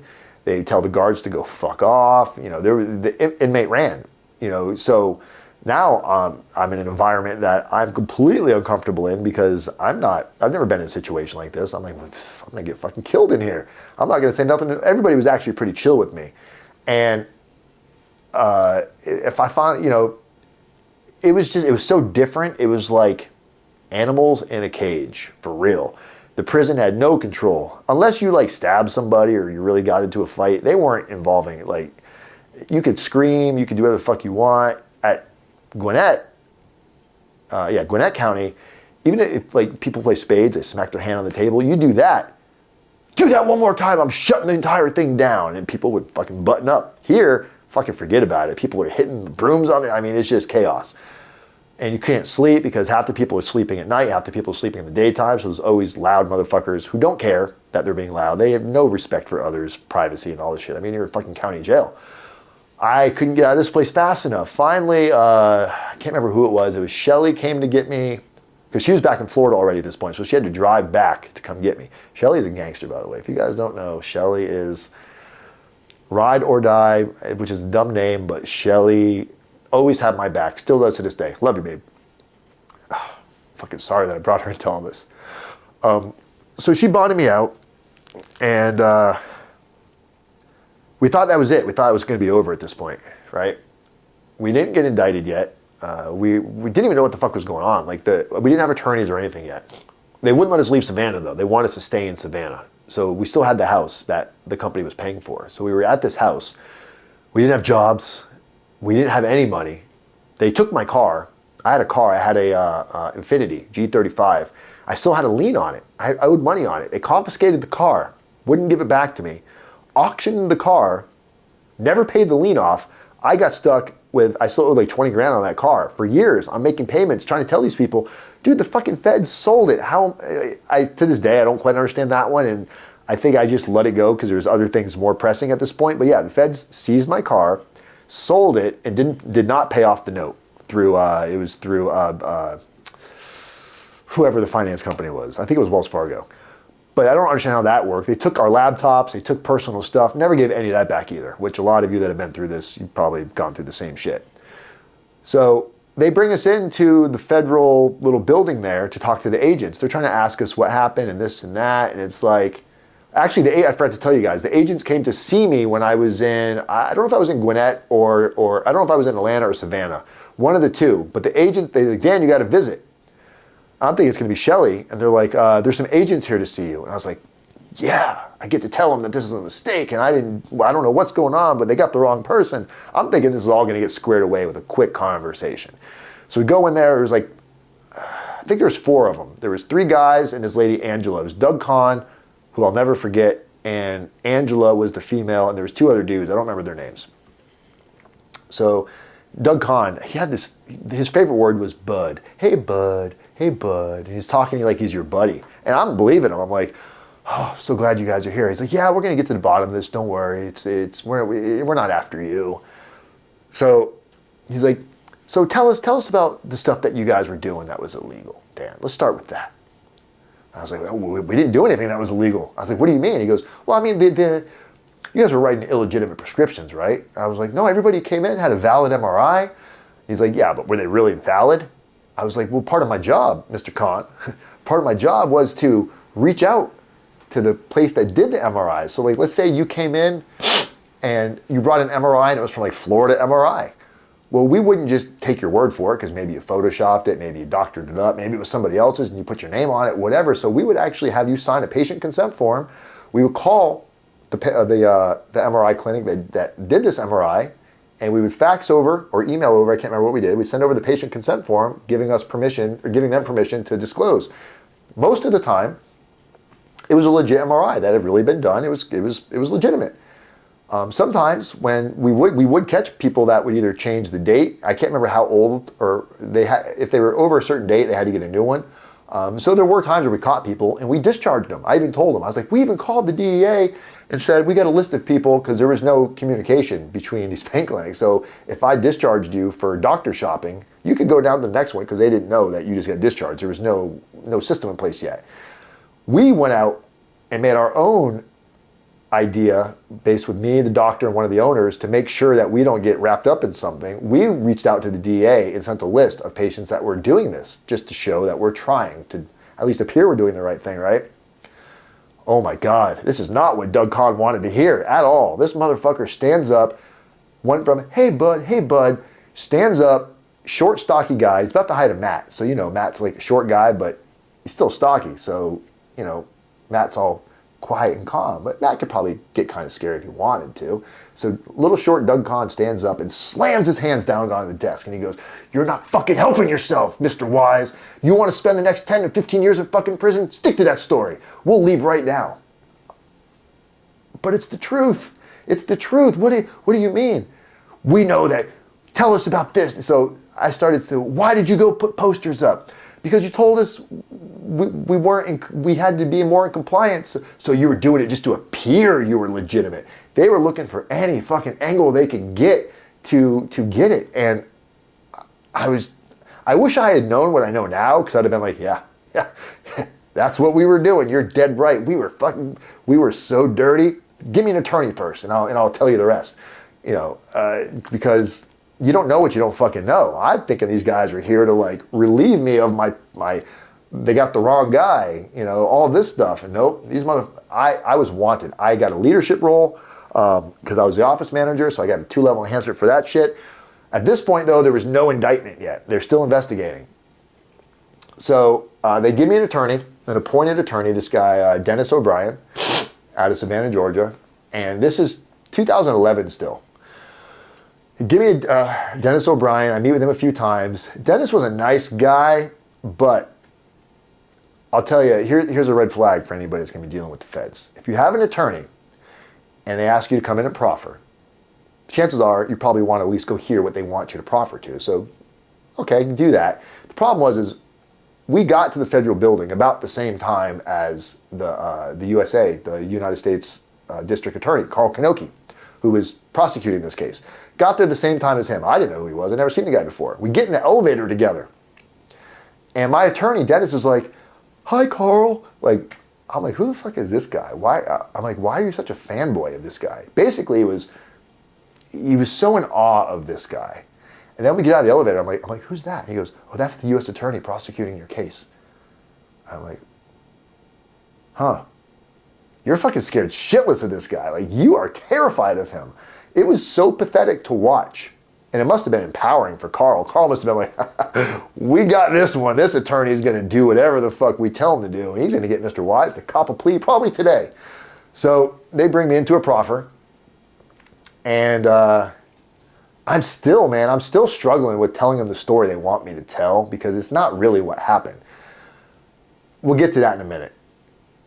But eventually I start to fall. I'm like, yeah, yeah, we were doing it to appear legitimate. So I'm kind of finding an angle that can give them what they want to hear without flat out saying that they wanted us to say that we didn't even see it. They're like, how many patients did you see that didn't even get an MRI? You just took in that couple of extra bucks. I'm like, I wanted to almost say, yeah, we did that, but we didn't. So I was like, well, fuck, we didn't do that. I can't say we did that. I never did it, and I was the one that was kind of in charge of almost every single person that came through there. So I know that we didn't do it. They didn't want to hear about the people that we discharged because we caught them doctor shopping. They didn't want to hear about the people that we caught with dirty UAs that we discharged.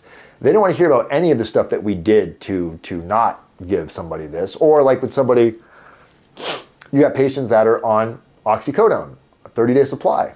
They'd come in, we drug test them. There's no drugs in their system. There's no oxycodone in their system, which means they either sold it or they abused it and used it all like in day one, and now their system is clean. Either one of those is a red flag not to, you got to tell them, hey, I can't see you like this. You got to go somewhere else. And when we drug test you, it's like, you can't help them. So we would discharge them, kick them out. We'd keep their money though. That's part of they signed that. They didn't want to hear any of that either. They just wanted to hear that we were running an illegitimate doctor's office for illegitimate purposes and we were glorified drug dealers. Now, were we? Yeah, we were. But we were doing it under the scope of the law. That was our whole thing. It was like, look, we're scumbags. We took advantage of this system. We perpetuated drugs out onto the street, but we did it under the scope of the law that you guys have provided. If you don't want this to happen, change the law. Make it to where people can't come out of state. That was at least my argument at that point, and I thought I was slick as a motherfucker. So they're like, Mr. Wise, we want to show you a video. A video? I'm like, okay. So they pop open his laptop. Soon as I saw myself on camera, my mind went right back to that day. It was the guy that came in that was gonna rent us the building for his father, and his back hurt from playing golf. He was an undercover Chatham County narcotics officer who got me on camera giving him pills. Now, he didn't show how many pills it was. He didn't show the part of the tape where I didn't want any money, but they had me red-handed for distribution of, I don't know if it was 2 or 3 pills. They had me on that. I was like, fuck. When I saw this video, I was like, even in my mind, I didn't feel like, first time, I didn't know how serious the consequences were for like handing somebody a fucking pill at this point. I didn't know the gravity of this, or I probably wouldn't even gave that guy the pills. I was like, I wasn't. They're like, well, we got you for distribution.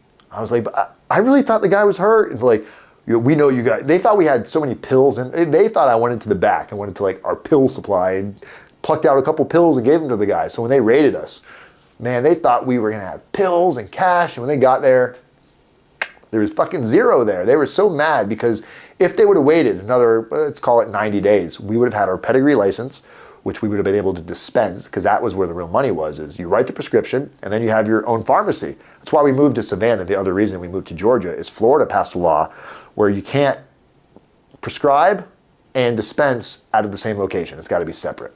And they wanted to all these guys that ran this place, they were money hungry. They wanted to get in and get out, I guess. I didn't know this. There's a lot I knew, but there's a lot I didn't know.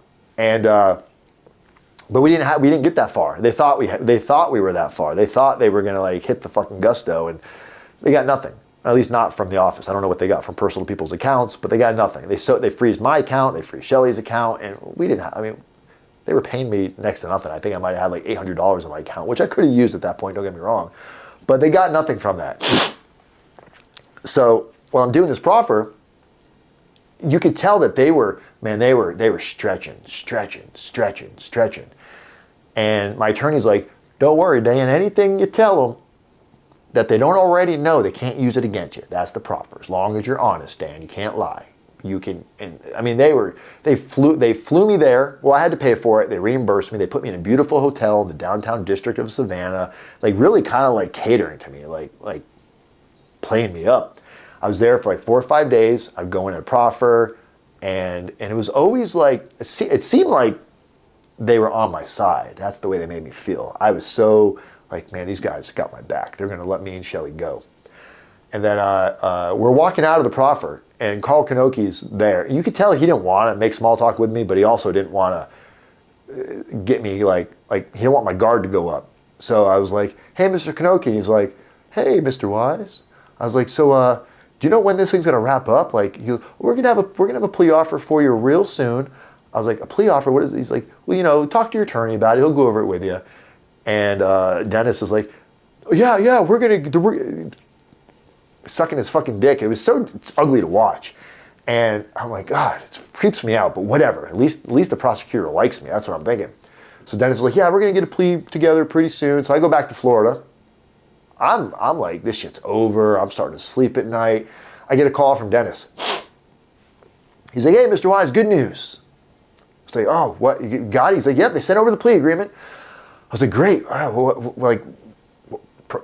don't even know what a plea agreement really is at this point. That's how fucking naive I am to everything. He's like, so you're gonna get a sentence cap of 60 months. Okay, great. What does that mean?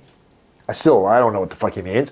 He's like, well, this means like, because if you were to go to trial, you could be facing like 20 years to life. And I was like, whoa, what do you mean? Like, even that scared me. He goes, but don't worry, with your plea agreement, the most they can give you is 60 months.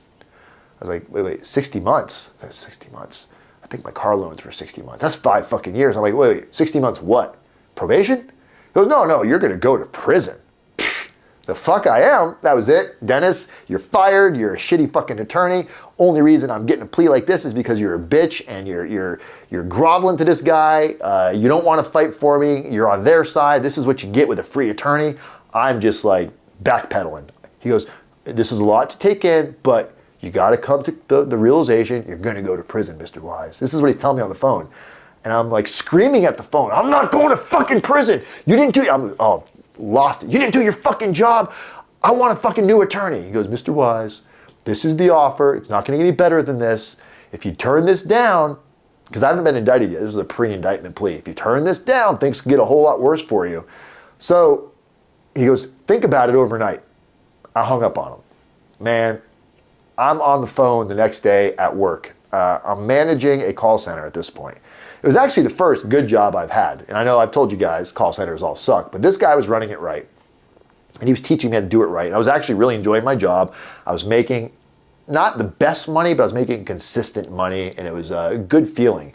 And this has been now a year and a half into this. I'm thinking it's over. A year and a half later, they come down with this fucking pre-indictment offer and all this bullshit. And I start calling attorneys and 50 grand, 100 grand. Okay, 50 grand might as well be $500 million because I don't have fucking 2 nickels to rub to my name. So I finally find this attorney. His name is Robert Nye.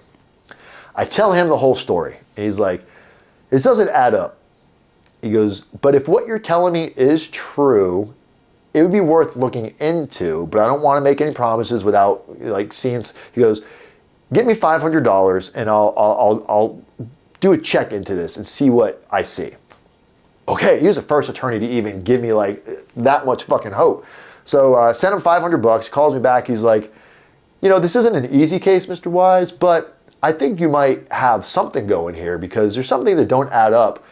And I was like, oh, that's all I wanted to hear. I'm like, all right, how much? And he was like 25, 30 grand. I'm like, I don't have that. It's like, there's no fucking way. He's like, what can you come up with? I don't know. I mean, and I'm not playing that game. I'm in sales. I'm like, I have no idea what this is going to cost, what it should cost. So I don't want to throw a number at you because I don't want to disrespect you.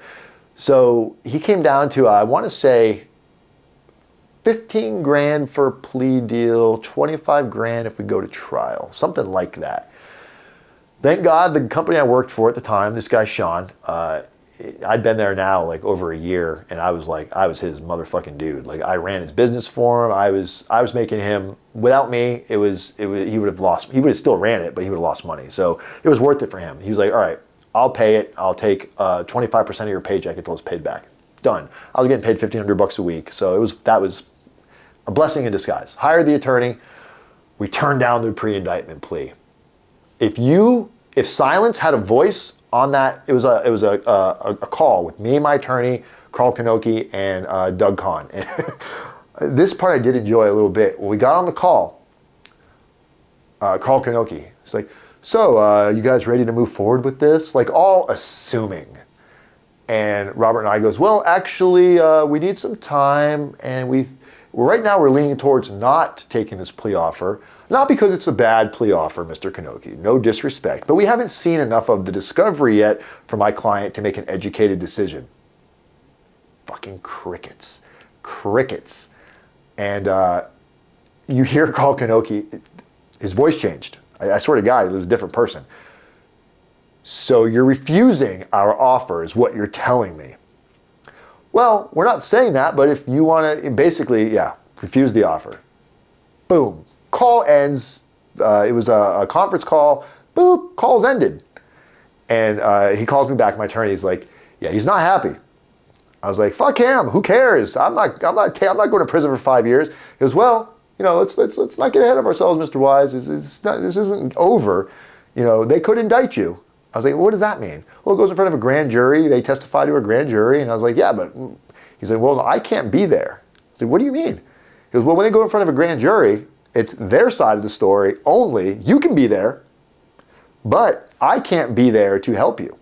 You can say, hold on a second, I got to go out in the hallway and talk to my attorney. The most fucked up system in the world is the federal government because you can indict a ham sandwich with that. Imagine if it was only my argument and nobody else got to give their argument. It's like, all right, this is why you should do this. X, Y, and Z. Nobody else gives you a reason. Okay, if that reason sounds good enough, indict them. So a year went by. We're waiting. The lead guy, the financier of the whole thing, Lou Trimatera, he gets probation. His company, they don't even go after him. They go after his company and give his company probation. So and he paid like a $3 million fine. So we're thinking, all right, if they give him probation, what do I got to do to get probation? So because we know it's not dead yet. We know I haven't been indicted, but I fucking kicked their pre-indictment plea up their butthole and it pissed them off big time. So almost another year goes by and I haven't heard nothing. I would check in from time to time with Rob and Rob's like, yeah, I haven't heard nothing, man. Nothing. So now it's 2000. It's either the end of 13 or the beginning of 14, somewhere around there. Me and Shelly live back in Palm Beach County. We're in our townhouse. I'm running the call center. Things are going fantastic. She's got her own hair salon. We really think, even though it wasn't solidified, we think it's over. It was early in the morning. Shelly gets up, takes a shower because she's getting ready to go to work, cut hair. I'm awake, but not up yet. Just kind of like laying in bed, maybe watching TV, maybe playing with the dogs or whatever. And I hear my gate. We lived in a townhouse that was surrounded by a big privacy gate, like the wood gates. And I hear the gate rattle, which is not uncommon because we had a cat. But it sounded a little bit more aggressive than a cat jumping on it to get over. So I just get up, just not really suspecting of anything. Was that my cat? Is that a raccoon? What the fuck's at my house? So I walk and I look, I don't see anything. And so I'm upstairs in the townhouse looking out my master, we have a master sliding door with a balcony. So the balcony goes out and underneath the balcony is the front door. So you can't see the front door. So I'm looking, I don't see anything. And as I go to lean back, like, oh, nothing. I hear boom, boom, boom. Like, what the? So I look back again and all of a sudden I see this guy, whoop, he peeks back from under the balcony. And about that moment, it was either right after he opened the door, right before he opened the door, because our privacy fence was like a 6 or 7 foot gate. You could see just off down a little bit, you could see heads running. Door opens. U.S. Marshals coming in. We got a warrant for Shelley Morford. Holy fuck. They're here for Shelley. Whew.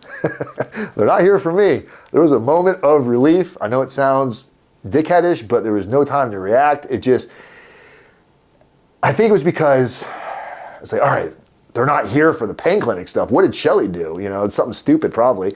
A long time ago, she'd done one little wrong thing and never got in trouble for it. It was something stupid. So whatever. I'm grateful that it's not for me.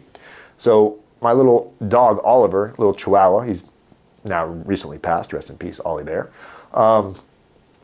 He tears off he's barking, like little Chihuahuas do. And when I get to the landing of the stairs, because the stairs go down, and then there's a landing area, and then it goes down to the front door. And when I get to the landing, I'm in my boxers, I pick up Oliver. These motherfuckers got automatic weapons pointing at my dog. So I'm picking my dog up like, oh my God, what the fuck? And they say to me, identify yourself, what's your name? Daniel Wise. We got a warrant for your arrest out of Savannah, Georgia. Oh, I can't even, the feeling that hit me, I'm not even sure how to describe it, but it was like instant sweat, instant fear, instant, I'm in Florida, this is Savannah, am I, like, I'm gonna go to like county, like, you start all these thoughts, like, what's gonna happen next? So, where's Shelly Morford? I'm like, she's in the shower.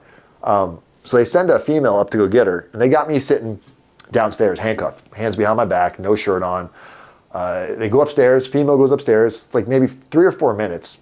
Shelly's never been in trouble before. She's never had a speeding ticket, she's never had DUI, she's never shoplifted, she's never been in trouble. She's a good girl. Well, I mean, she's badass, but she's a good girl. She follows the law for the most part, or did follow the law until she met me. She comes down the stairs in handcuffs, and I'm just thinking, oh, all I want to do is hug her and console her. And when I only see her for a second because she comes around the thing, and when I see her face, I thought she was mad at me. She looks at me, she's like, don't say a fucking word to these. I think she said the word pigs or motherfuckers or something. But it was like, oh, I can't say nothing to you guys. Shelly said, nope. So remember, they raided us back when it first happened, right? And I saw they had warrants and stuff. They went through all of our stuff. This time, they only had arrest warrants. They didn't have warrants for our property. I see the guy kind of peeking around. We have a closet that's open, like a, so I see him, he didn't go in it, but I see him trying to look. So I kick the closet closed and he doesn't open it. So I'm like, these guys don't have a warrant. So they asked me to go in my phone. They want, can you open your phone for us? I'm like, for what? Well, we need to know where Sean is.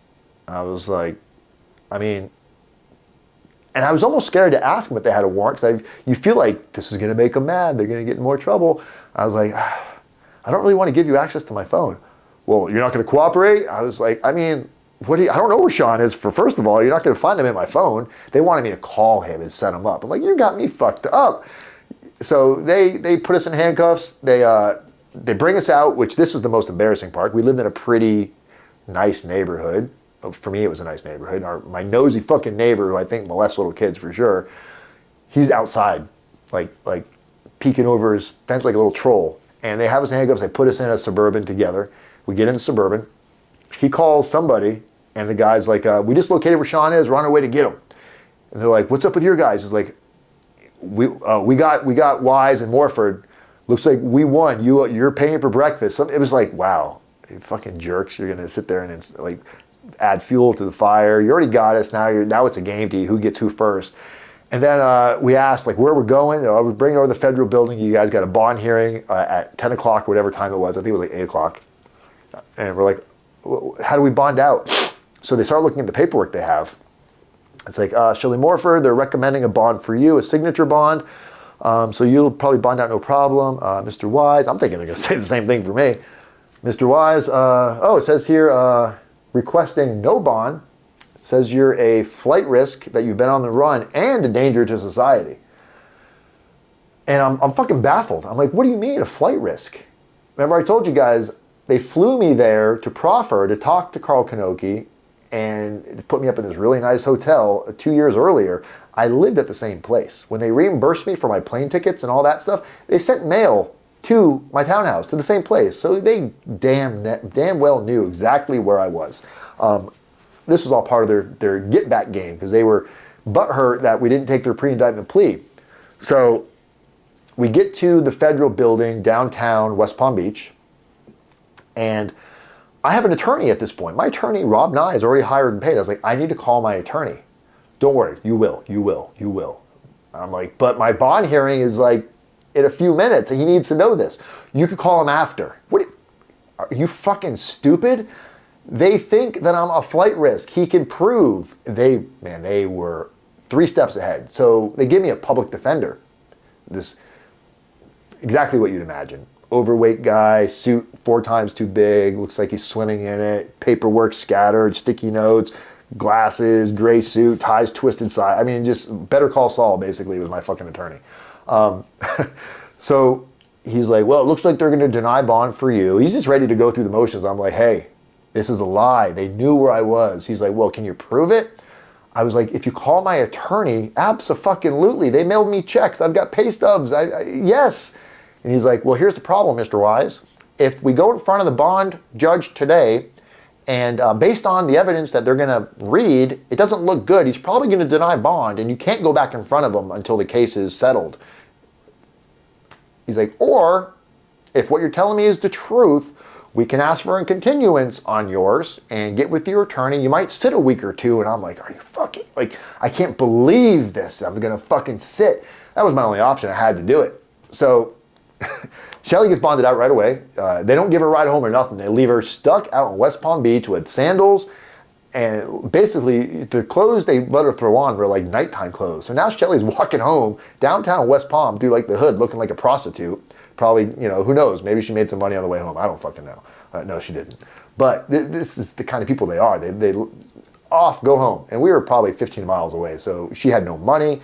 She found a taxi. Taxi driver was cool enough to give her a ride. She went in the house, got her credit card, came out, paid all that shit. So I go to jail. They bring me to gun club to wait for my bond hearing.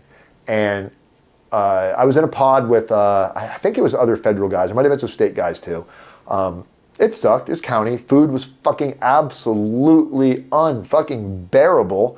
They had this mystery meat bologna thing. I swear to God, it was like, it looked like it was supposed to be like maybe a hamburger or meatloaf, but you know, it had this bubble. It didn't look right. So I'm just thinking it's the way they cooked it. So I pick up the sandwich, I bite into it, and air comes out of it like gas. Couldn't eat it. Swear to God, somebody said, "You gonna eat that?" I said, "Nobody should eat that. It's poison. I think it has gas inside of it." You know, so somebody ate it. You know, so I'm pretty much giving my food away because I'm so upset and freaked out. I just can't eat yet. I'm not ready to eat. I have no socks. I have no sweaters. It's freezing balls in there. Commissary wasn't for like. Commissary was supposed to, I can't remember when it was, but it was like a week away. I didn't know when my bond hearing was. They hadn't been scheduled yet. So this dude that was kind of like, his name was Romeo. I'll never forget this guy. This black dude, Romeo, who was a couple, he's like, "Hey, you need some stuff, man?" I was like, "Yeah." He's like, "You gonna pay me back?" I was like, "I mean, all I need is like, I can borrow a sweater." He goes, "Nah, you can't borrow it because I don't want to wear it after you." He goes, "But if you buy me and get it back to me." So he gave me a sweater, a sweater, socks, and I think a deck of cards. So I got my commissary list and I said, "Do you want that or do you want something different?" So he picked the shit that he wanted and I was super appreciative. I swear to God, as soon as this happened, he'd already given me the stuff. I had it for like 2 or 3 days. I get my bond hearing, same day as commissary, same day as commissary. So I'm freaking out. So now I find out what he's in for. He's already served 10 years. He's got a lifetime left to go, but he's got additional charges that were pending. So they brought him from whatever state prison he was at, or federal prison, whatever. They brought him to here because he had to go back in front of a judge. So he had to just wait. He didn't give a fuck. He's never getting out of prison. He's looking at me. He's like, I was like, "Dude, I didn't do this on purpose." He goes, I was like, let me get your information. I promise I'll pay you back. And honestly, I thought it was going to be a problem.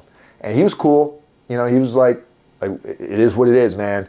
He goes, "But you're not going to get bond. They don't give nobody bond. You'll be back. So I'm not worried about it." I swear to God, I thought he was right because when I got to the bond hearing, there was me and like 30 other people that were there. And they were all part of this massive drug conspiracy case that was going on in Palm Beach County. And every single one of them got denied bond. Every single one of them. Every single one of them denied bond.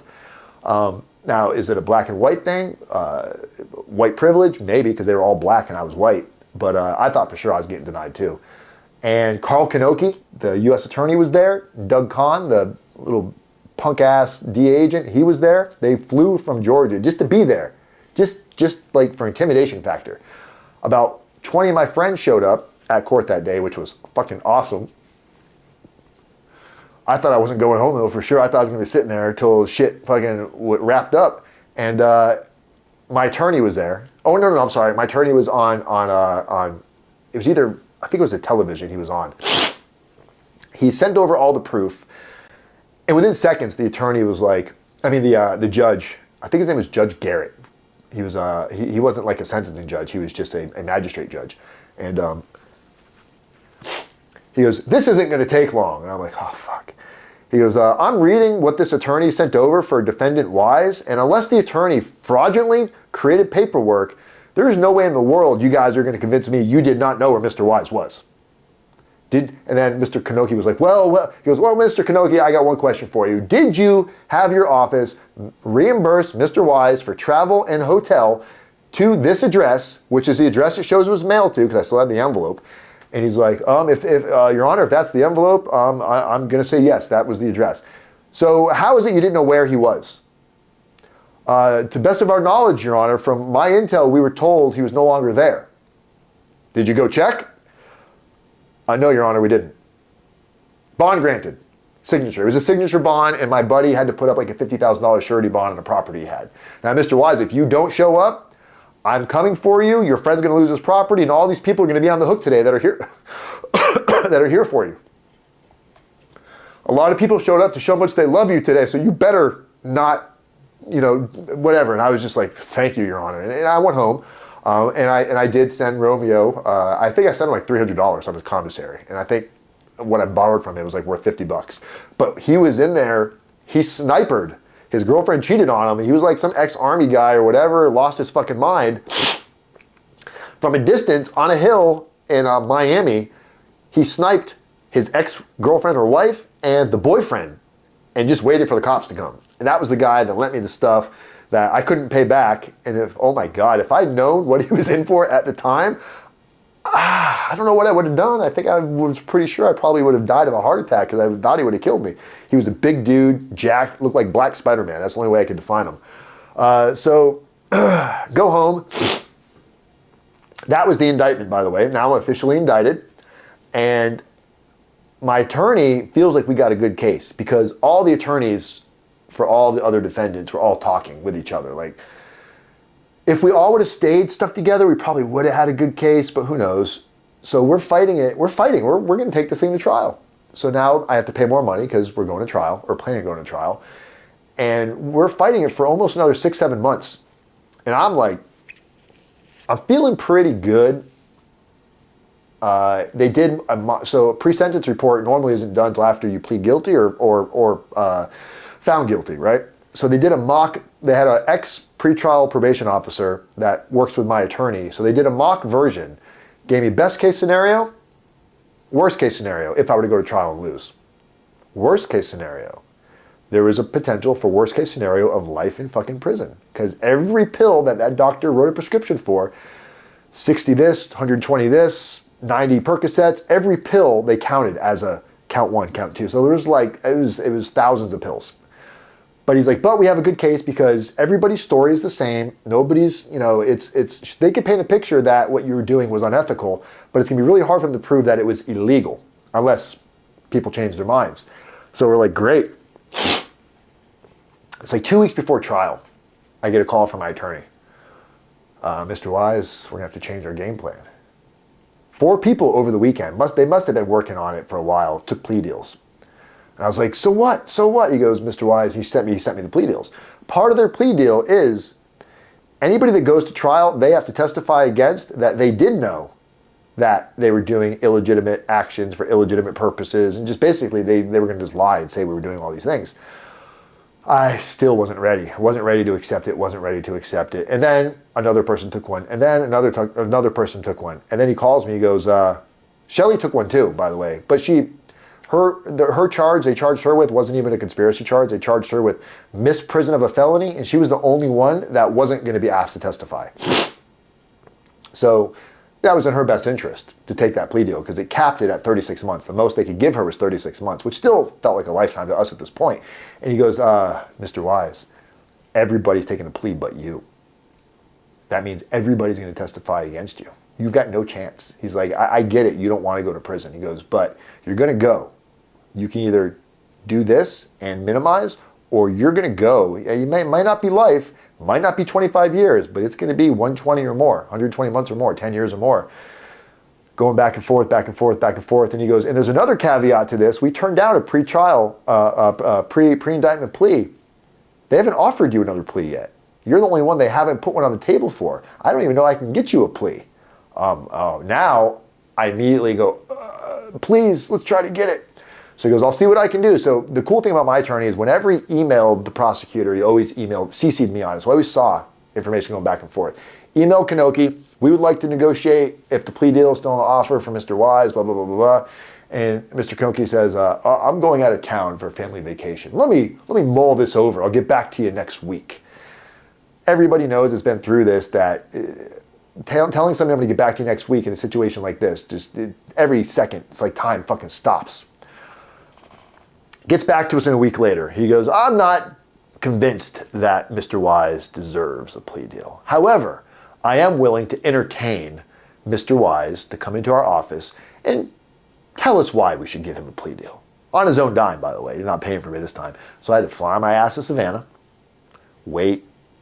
They were like, oh, got to do it tomorrow. So they're fucking with me, stringing along, making me pay more money in hotels and just a rental car, everything. It was a fucking nightmare. Two of my friends drove up with me so I wouldn't, fucking off myself. Paul and this guy Ryan, good buddies.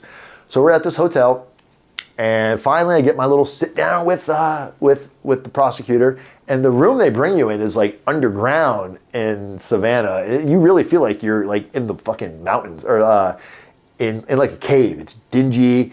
So it's him and like, there's a whole ton of people there. And he sits down, he unbuttons his shirt, he sits back, and he's like, all right, Mr. Wise, you requested an audience. Why should we consider you for a plea deal? What is it? What has changed? I begged, I pleaded, I was like, I was scared, I thought of prison, any type of prison time.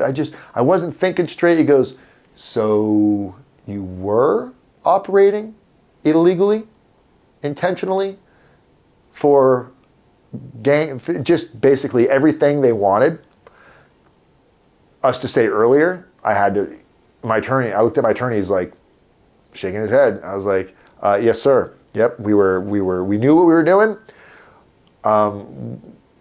He was like, and you'll testify? I was like, against who? There's nobody to testify against. One doctor decided not to take his plea deal.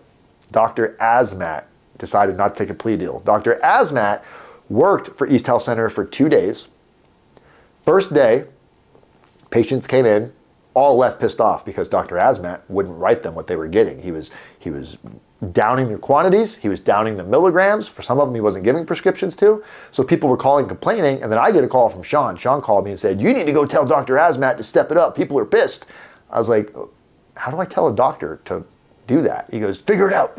So I go in, knock on his door. Dr. Asmat, Indian guy, Middle Eastern. What do you want?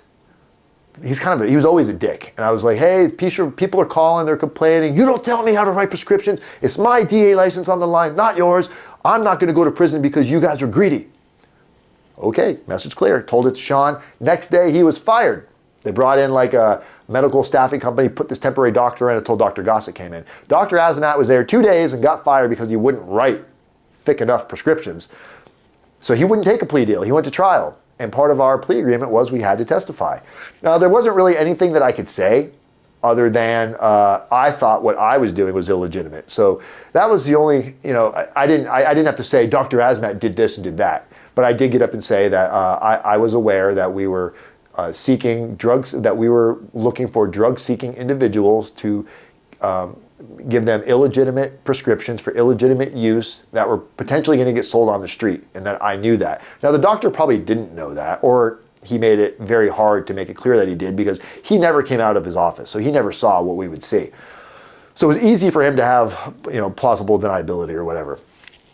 But he lost the trial, got 11 years.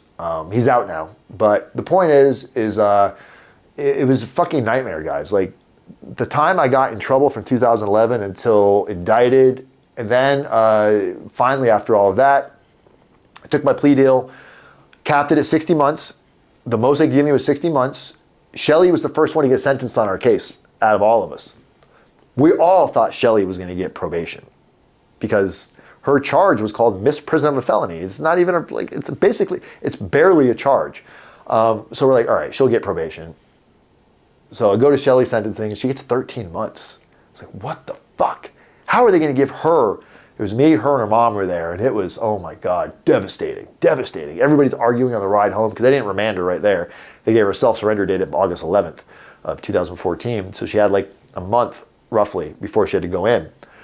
But it was such a surreal ride back to Palm Beach County because we couldn't believe she got time. And I'm like, everybody must hate me because I got her this job. And they didn't. which would have made the relationship a lot harder if the family turned on me because, you know, what are you going to do? Her parents were her mom was very supportive of my daughter makes her own fucking choices. But I still know that I put this girl in prison, you know. And it sucks, you know, it's a hard thing to know that because I hadn't even been sentenced yet. And I'm like, I can't feel bad about myself and get ready to go. I mean, I'm like worried about myself, obviously, still, but I'm like, God, we know your fate. You're going to prison. I can't believe it. So yeah, so Shelly goes to prison. I go get sentenced. I'm just like, they're going to throw the fucking book at me. I'm getting 60 months. If they gave Shelly 13, they're definitely going to give me 60. So I go get sentenced. I don't know if I was the second one, the third one, but I was the last one to take a plea deal. So I don't know at what area I got sentenced in, but the judge, what was his name? How did I just forget his name? That's crazy. Judge Moore. Oh, such a dick. I mean, not really. Like, he's a judge. Could have gave me 60 months. But he did tell me, he goes, Mr. Wise, I just want you to know that this is the most heinous crime I have ever seen. And I know he sentenced people to life for murder. I've seen cases, so I'm just like, really? This is the worst you've seen? I didn't know what to say. And he's like, so my character reference letters, so when I got up and spoke, and I'm like, Your Honor, please, I'll never do this again. This is going to be so hard on my kids, and blah, blah, blah, blah, blah. Feel bad for me. Mr. Wise, I find it very hard that you care about your kids at all because you're sitting here saying this now about your children. If you cared about your children, you would have thought about that before you did what you did. So don't bring that shit to my courtroom, something along those lines. And 42 months. It gives me 42 months, which I felt, again, was fucking eternity. I thought it was going to be life. And then Shelly had to self-surrender August 11th. I had to self-surrender September 23rd. We were still out packing up our stuff. She was bringing animals to her mom's house. That's why she didn't go to my sentencing. She was driving to Washington State to go drop animals off and then to come back to self-surrender to Coleman Federal Prison. So I drive her to Coleman Federal Prison August 11th. We're driving. It's kind of like up near Ocala from Palm Beach County, so it's a few hours. We tried to make the best of the drive. We stopped and got some food. A lot of silence, though. There wasn't really much. There's actually, we just did a video. Maybe Matt will tag it on here. We just did a video. It was 8 years ago, this past August 11th, that the day Shelly self-surrendered. We just did a video kind of like rehashing all of that and talking about it. There's some pictures in there and stuff of prison. But driving to prison was so fucking surreal because you're like, fuck, like I'm driving somebody to prison for 13 months and I got 42 months. We're both quietly asking ourselves, is this relationship going to last? She's going to get out in 13 months. Well, we thought. We didn't know about good time and all that stuff at this point. We thought she was going to get out in 13 months. I'm going to get out in 42 months. There's a big disparity there in time. So I think both of us were kind of thinking this might be the last time we see each other, you know, even though we're going to be at the same prison. So drop her off. We drive to the penitentiary by accident. Coleman is the largest BOP facility that exists. It's got 2 penitentiaries, a medium, a low, and a camp, which was for women. Now it's a men's camp. But anyway, so we don't know where to go. We drive up to one of the penitentiaries and we start walking up and a guy, CO, jumps out. He goes, "Can I help you guys?" I'm like, "Oh yeah, she's here to self-surrender." He goes, "Not here, she's not. If it's being it's a female, she's definitely going to the camp. This is the penitentiary." So we're like, "Okay, where's that at?" Points us. We go get there, knock on the door. We found a little bar. Actually, we got there early. We wanted to see where it was. So then we went and found a little bar down the street. There's pictures of that in the video too. So Shelly and I find this little dive bar in Ocala area. I forgot the exact city, but it's right in the outskirts. Dive bar, capital D, big D. She gets wasted.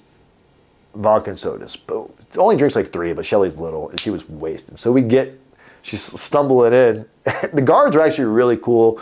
They're like, "All right, take a few minutes, say your goodbyes, da da da." So we're hugging, and it's like my best friend. I watched my best friend go to prison, and I'm never going to see her again, is what's going through my mind. But I don't want to say it to her because I don't want her to break down. I was like, fuck, I can't believe I did this. The whole drive home, I was so mad. I was so angry. And it's like, you're helpless. You're fucking helpless. You can't do anything about it. So I go home, and Shelly was my rock. Like, I went into shut-off mode. Animals were gone. Shelly was gone. It was no longer a home.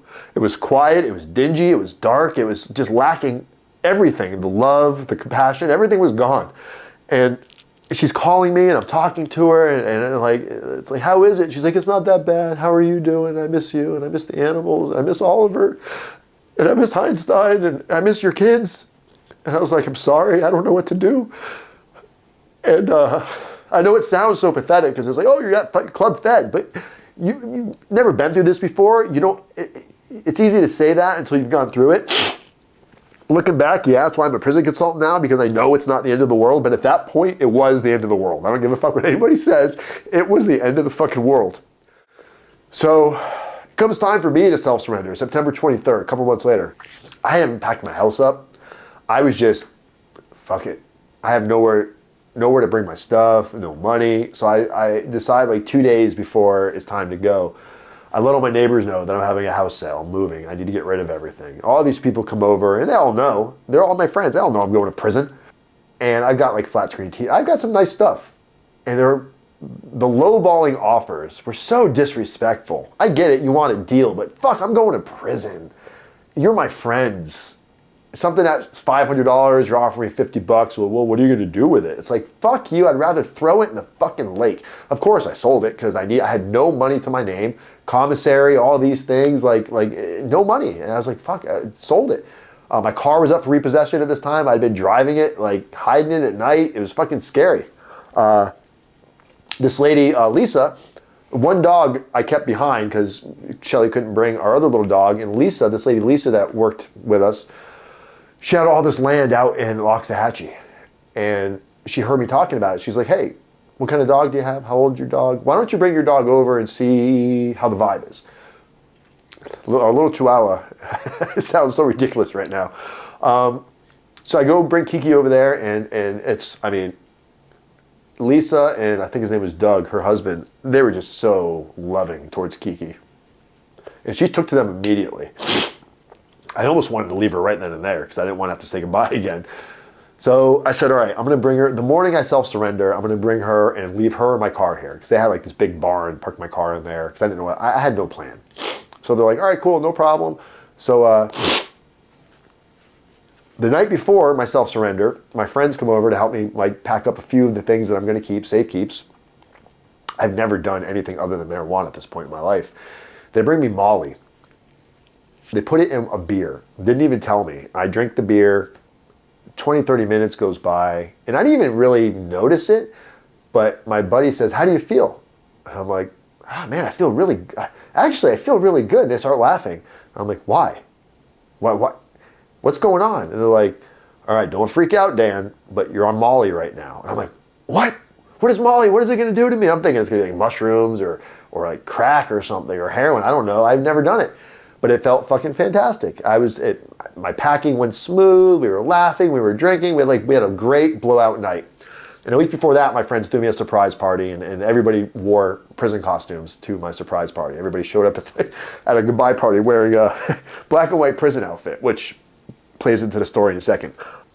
The night before, mollied up, drinking, having fun, just kind of like watching TV, just bullshitting, a little bit of silence here and there, but mostly the Molly kind of made it livable. Well, anybody said Molly, what goes up must come down, right? So the next day I woke up and I was like, oh my God. It was just serotonin gone. I was like, I got to drive to prison now. So we got to leave. I wake up with just enough time to like hit the road. So we get up, it's me, my friend Paul, and my friend Evan. We get in my car, we bring it to, they follow me. I drive my car to Lisa's house to drop off Kiki Girl. And then we get in Evan's car. So I drop off Kiki Girl in the car, and Lisa goes, oh, Doug, this guy, Doug Smith, he was the guy that financed the call center that we had. She's like, oh, Doug Smith wanted me to give you something. And I'm like, oh, okay. He hands me an envelope, 10 grand, or was it 5 grand? I can't remember, 5 or 10 grand in this envelope. And I'm like, oh my God, are you for real? Like, what am I? And I'm like, I don't even have time to go to the bank. Thank God I had made Paul, my buddy Paul, I gave him complete power of attorney over all of my like banking institutions, everything. So I gave it to Paul. That's 5 fucking grand or 10 grand, whatever it was. I mean, that's a big deal when you're going into prison, when you don't have anything for commissary and things. So that made my surrender a lot more doable.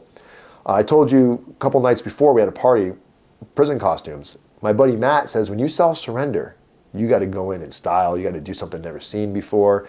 So he comes up with this idea, because it's around Halloween, September 23rd. He goes, let's go to Party City, get a black and white prison costume, and when you get to the prison, change in the car and wear that when you go in. Okay, sounds great at the time. And then that also, everybody went and got their own prison costume for the party, which was really cool. We're driving to Coleman, and it's silent. I'm smoking a little bit of weed in the back seat because I don't even know what to do. I'm so depressed at this point. The Molly had just wore off completely and went the other direction. So we get there, and before we pull in the parking lot, I don't know, Evan or Paul, like, you're going to put on the costume? I didn't want to do it, honestly, at this point. I was like, no. I was like, dude, you told everybody you were going to do it. I think they wanted me to do it more than anybody else. So whatever, I was like, fuck it. I put the costume on. We roll up to the prison, Coleman. I already knew where the low was because I dropped Shelly off. I saw it. So get over to the low and start walking up to the prison. And perimeter guard that drives around the prison perimeter to just make sure nobody's no contraband in and out or whatever. He sees me walking. He pulls up in the truck and he's like, can I help you? I was like, yeah, I'm here to self-surrender. He's like, you're going to go in dressed like that? I said, yeah. Good luck. That's what he said. And with the way he said it, I was like, oh, this is fucking stupid. What am I doing? But I'm there now. What am I going to do? So we go up to R&D at the low, little buzzer. Hold on a second. They come in, or they come out. They open the door. They have a seat. So they were real nice. It was like, oh, okay, have a seat, Mr. Wise. Basically, I feel like I'm at a hotel. So I'm sitting there, and my friend Evan and Paul have their cameras, and they're taking some pictures, sneaking some video, and it felt like forever, but it was probably only 3 or 4 minutes. And then off in the distance, I see, and I've told this story so many times, it feels weird saying it over and over and over again, but off in the distance, I see these 3 giant men walking through R&D with the light shining behind them. It's like a movie in slow motion. They're just like giants. It's probably the 3 biggest people that work at the prison. It was it was a lieutenant, whatever. It was fucking giants. I have a feeling these aren't the normal. This is not the normal welcome committee, but I don't know. I mean, what do you do at this point? You're already fucking there.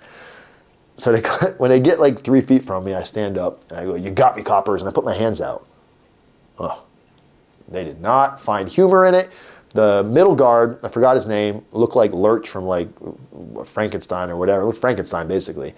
He grabs me and yanks me, his mouth to my ear, and he goes, "You think we're your fucking friends, faggot?" He looks at my 2 friends. He goes, I don't remember if he told me or if he told them directly, but he said, "And your faggot friends need to get, like, basically kick them out." And before he could even get the words out of his mouth, they were gone. They were gone. They seen the show, they got the whatever, they were out of there. "What kind of drugs are you on, idiot?" Like, just screaming at me. "Take that shit off." So I'm trying to take the costume off. So I take it off, and he goes, "Throw it in the garbage or throw it away or whatever." So I threw it, but I guess I threw it on the ground because I was freaking out. "Pick it up."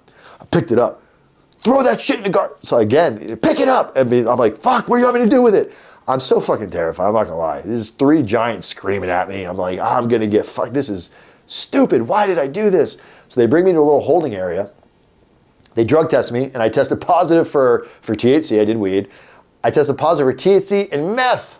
I didn't know Molly's fucking mixed with methamphetamine or whatever. And I'm like, meth? I didn't do meth.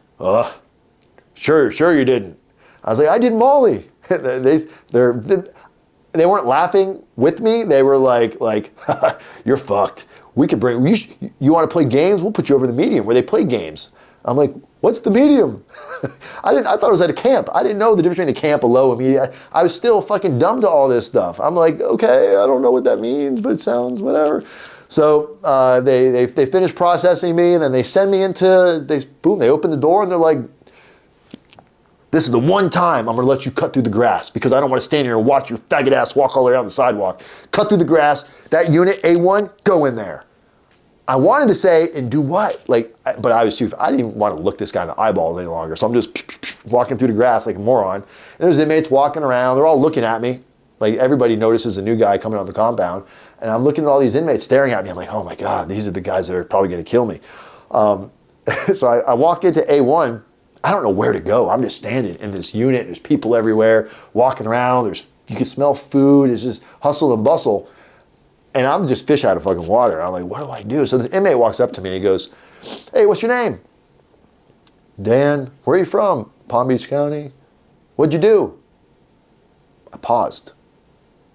He said, every time I watch the movie, you don't talk about your crime. So I don't want to talk about it. Okay. He leaves. I still don't know where I'm supposed to go. I'm just kind of standing there like a fucking idiot. Another guy walks up to me. This guy, Bama, big white boy, walks up to me. He goes, hey man, what's your name?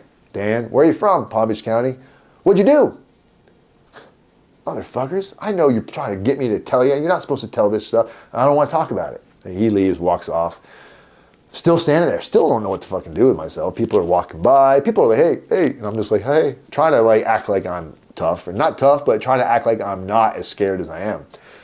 So the same guy that came up to me the first time, his name was Rick. Rick comes back up to me. Rick, bald-headed kid. He kind of ran this dorm a little bit for the white guys. And he goes, hey man, I'm going to ask you one time, and this is going to determine how the rest of your time is going to go. Something like that. I said, I didn't even say anything. He goes, you fuck little kids? And I think it took maybe a half a second for that to register before my face like what? I'm like, what? No, why? What? Like, why would you ask that? And he's like, you don't want to say why you're in? You don't look like a drug dealer. You don't look like you're in a gang. You look like you should be at a camp if you did a white-collar crime. And I was like, you're not supposed to talk about why you're in. He goes, motherfucker, you've been sentenced.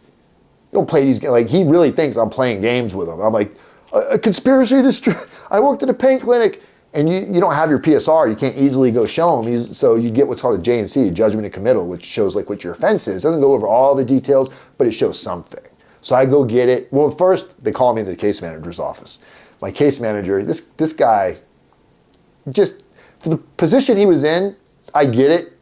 I probably would have felt the same way he did, but he should have handled it differently. I walk in, and he goes, what's your name? I said, Daniel Wise. And he looks at me. He goes, hold on a second. Step outside. So I step outside. You see him. I could see him through the window. He's on the phone. I'm like standing there. He's not even acknowledging me. About 2 or 3 minutes go by. Another case manager, somebody, a staff member, walks in the office. And as he walks in, he closes the door. He opens the door. He goes, hey, come on in. So he sits down. They're both sitting down. They're laid back looking at me. They're like, so, you're the guy. I was like, what? Prison costume, huh? I was like, I don't know what to say. I'm like, it was me, yeah. He's like, so, you're crazy, right? You're crazy, you're on drugs. So they put me in A1, so it's all cubicles, but the front area has, I don't know what it's really called, but we called it a fishbowl, where there's this one room that's got these plexiglass windows on it where you can see in, and there's maybe 2, 4, 6, 8 to 10 bunks in there. He's like, so, get your shit and go into the fishbowl. I don't know. I'm like, I'm so out of like, what the fuck are they telling me? So another guy goes, oh man, fishbowl's over here, bro. So the inmate takes me over there.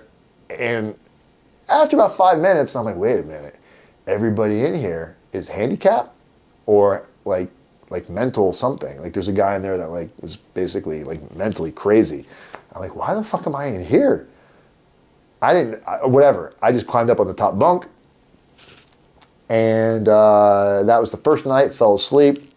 They kept me in the fishbowl for 2 or 3 days.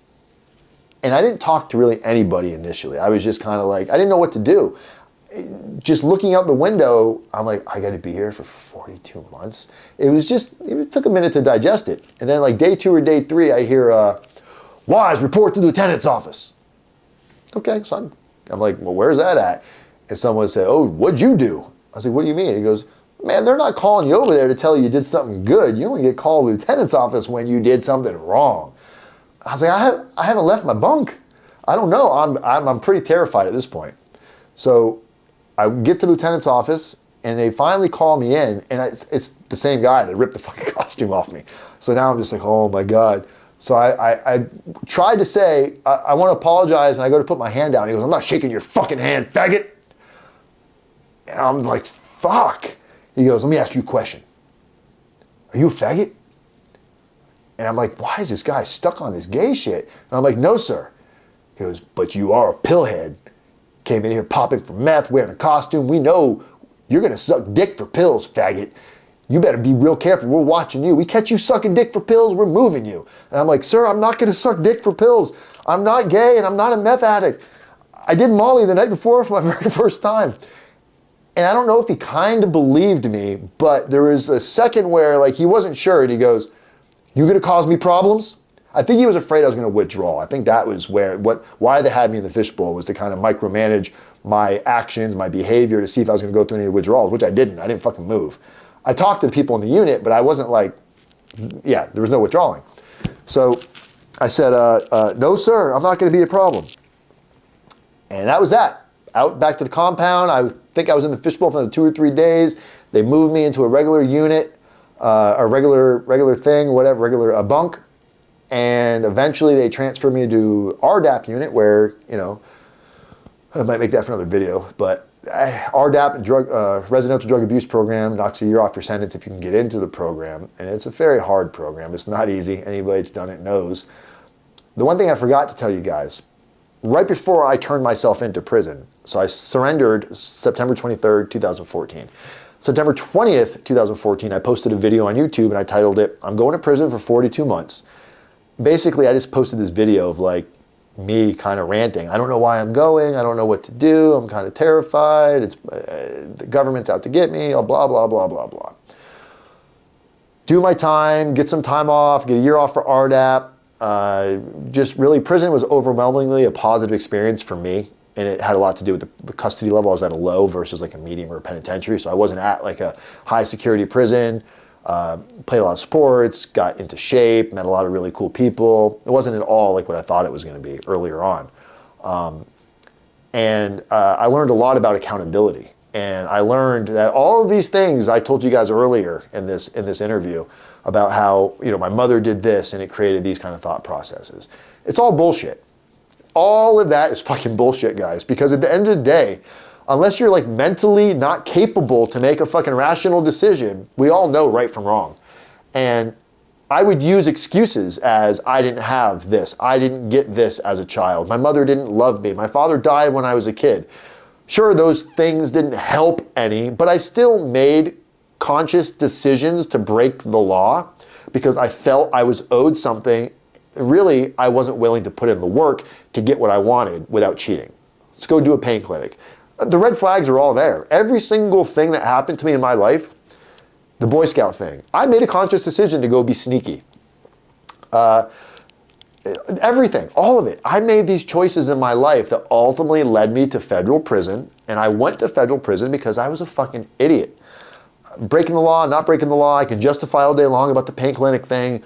Whether the government overreached or not and made us say things that we didn't want to say, let's say the government completely lied and I went to prison when I shouldn't have. Where I've come to terms with this is, after, we'll call it a week of being at this pain clinic, I knew exactly what these people wanted. I knew we were using the guidelines, the rules of the law to be able to cater to that, but I also knew that these drugs that they were getting were going to be sold out onto the street. I knew there's a good chance that families are going to overdose on them. Kids could get a hold of them and die. Parents are not going to be parents. Kids are going to be left parentless. I perpetuated the problem of the opioid pandemic. And sure, you can blame Big Pharma, you can say this, you can say that, but I put myself into that situation where I contributed to that problem. I was not a solution to the problem. I maintained the problem. I wanted to profit off of the problem. And when I came to terms with that, because of RDAP, when I came home from prison, I only served 13 months out of my 42 months. Good time was 6 months. I got a year off for RDAP and they gave me 11 months halfway house. So that left me 13 months in prison, 11 months in the halfway house. And out of that 11 months in the halfway house, I did 7 of it or 8 of it in the halfway house and the rest in home confinement. When I first got to the halfway house, within about a week, I checked my email for the very first time. And I forgot that I made that video on YouTube before I went. And I'm checking my email and I see YouTube comment, YouTube comment, YouTube comment. I'm like, what is this shit? And I click, I'm like, oh fuck, I forgot about this video. So I'm like, oh man, seems like it was so long ago. Then I read the comments. It's all people that are like you and me and regular people, rich people, poor people, all like that are really in trouble for the first time and never have gone through this, but are getting ready to go through it. And they're like, are you out yet? What was it like? Can you tell us anything? So I started making response videos from the halfway house, just kind of talking about my experience, how much RDAP changed my entire fucking life and how it helped me take accountability for my actions and not be a victim of my circumstance and not use blaming the way I was raised or my father didn't love me or people that, were touched inappropriately. That never happened to me. But if you have the ability to make a right or wrong decision and you choose to justify it for what makes you feel better, okay, you're taking the risk, you better be ready to do the time. And I don't want to go to prison again. So I started making these videos and I saw After Prison Show with Joe and all these, Big Herc. I saw all these prison channels that were out there. For a second, I was like, oh, I could do that. But then I was like, that's not what these people are asking me. These people are asking me, how did I not fucking kill myself? What did I tell my kids? How did I explain to my kids that I'm going to go to prison? What was it like? Because I feel like my life is over every day. I'm scared to wake up. I'm on pretrial right now. And I know I should be grateful, but I don't know what to do. Me and my wife are fighting. I haven't told my kids yet. I was like, fuck, I wasn't the only one. People deal with this shit.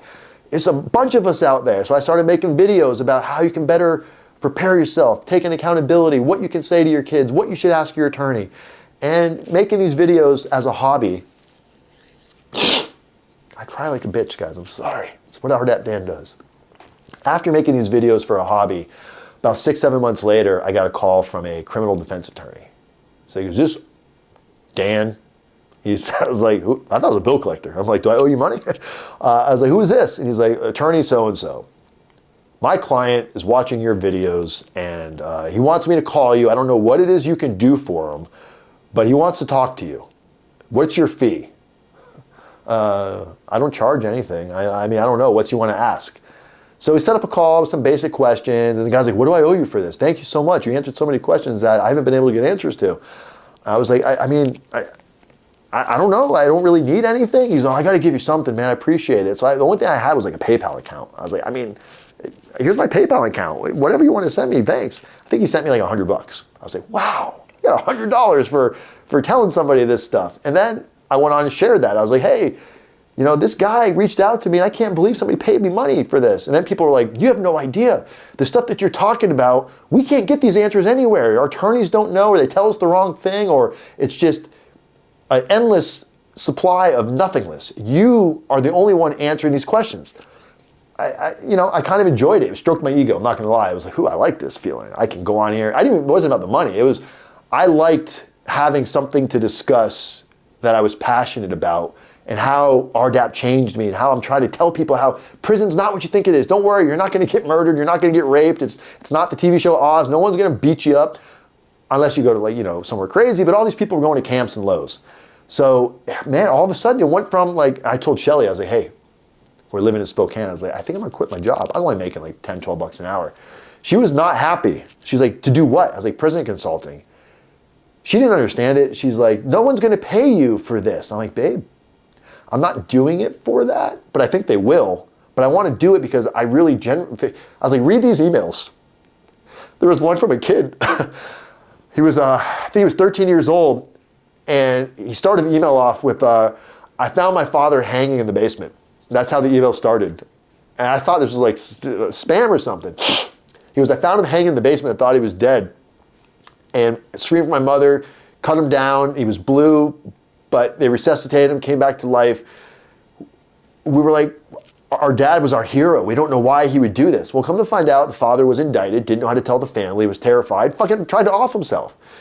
So he's in the hospital, and this kid goes in with a phone or a tablet, and he starts giving his dad my videos. Says, Dad, please, look, don't kill yourself. We need you. It's not that bad. This guy made it, and he had no life like you. He's living a better life now after prison. Please, Dad. And this email was just like, you could hear the kid crying in the email. So a few weeks later, I get a call from the father. And the father says, I want to thank you. You saved my life, and you saved my relationship with my kid. All because of me sharing something that was what I thought was going to destroy me from the inside out, and I wanted to kill myself. I have a diary of thinking about committing suicide. I have notes in the diary of while I was on pretrial, when I turned down the plea, and just was so like, I was done. I didn't know what was next. I went in my closet and checked the weight to see if it could support my neck if I were to hang myself. And I freaked out. Of course, I didn't do it, but people do every fucking day. And if they knew what they were actually going to go through, where they were going to go, and that you can come out not just okay, you can thrive in prison if you choose to. I was like, wow, my message can help those people. And sure, there's fucking morons that are like, you didn't do real time. What? Okay, you're right. I didn't go to a scary prison, but instead of yelling at me because I didn't do real time, why don't you pony up and start your own fucking YouTube channel? I mean, it is what it is. And when Shelly read this, she's always my barometer for like decision making. She's like, do this. You're gonna be good at this. And I was like, wow, so first time anybody ever told me I'm gonna be good at something. Not that you're a good salesman. It's like, you're gonna be good at this, because it was me. I was the most honest I've ever been in my entire life. Sharing, like doing this right now, oh my God, fuck no. I would be so worried about, oh, you're crying like this, you're crying like that, you got snot coming out of your nose. Sorry, man. This is who I am now, and my life has never been better. I have an awesome business. My relationship with my kids is better than it's ever been. We have credit, we have our animals, we have each other, and we survive. Shelly and I survived this. We're still together. No matter what happens in your life that you see as a bad thing, as adversity, a loss of a child, loss of a mother, lost your job, you got cancer, I promise you, if you look hard enough, you can find something positive that came from it if you dig for it. It's really easy to focus on the negative shit in your life right now. How do you change that? It's a process. It's not easy, but it can start with something as simple as making your bed tomorrow morning, or doing the dirty dishes, and doing something positive that takes something else positive, or read a book, call a mentor, call RDAP Dan, I don't fucking know. But for me, it clicked, and when it clicked, it's like the matrix opened up. So do the right thing for the right reasons. Usually everything else will fall in place. I'm RDAP Dan, Federal Prison Non-Consulting, people up people, communities method, one day at a time. Cheers.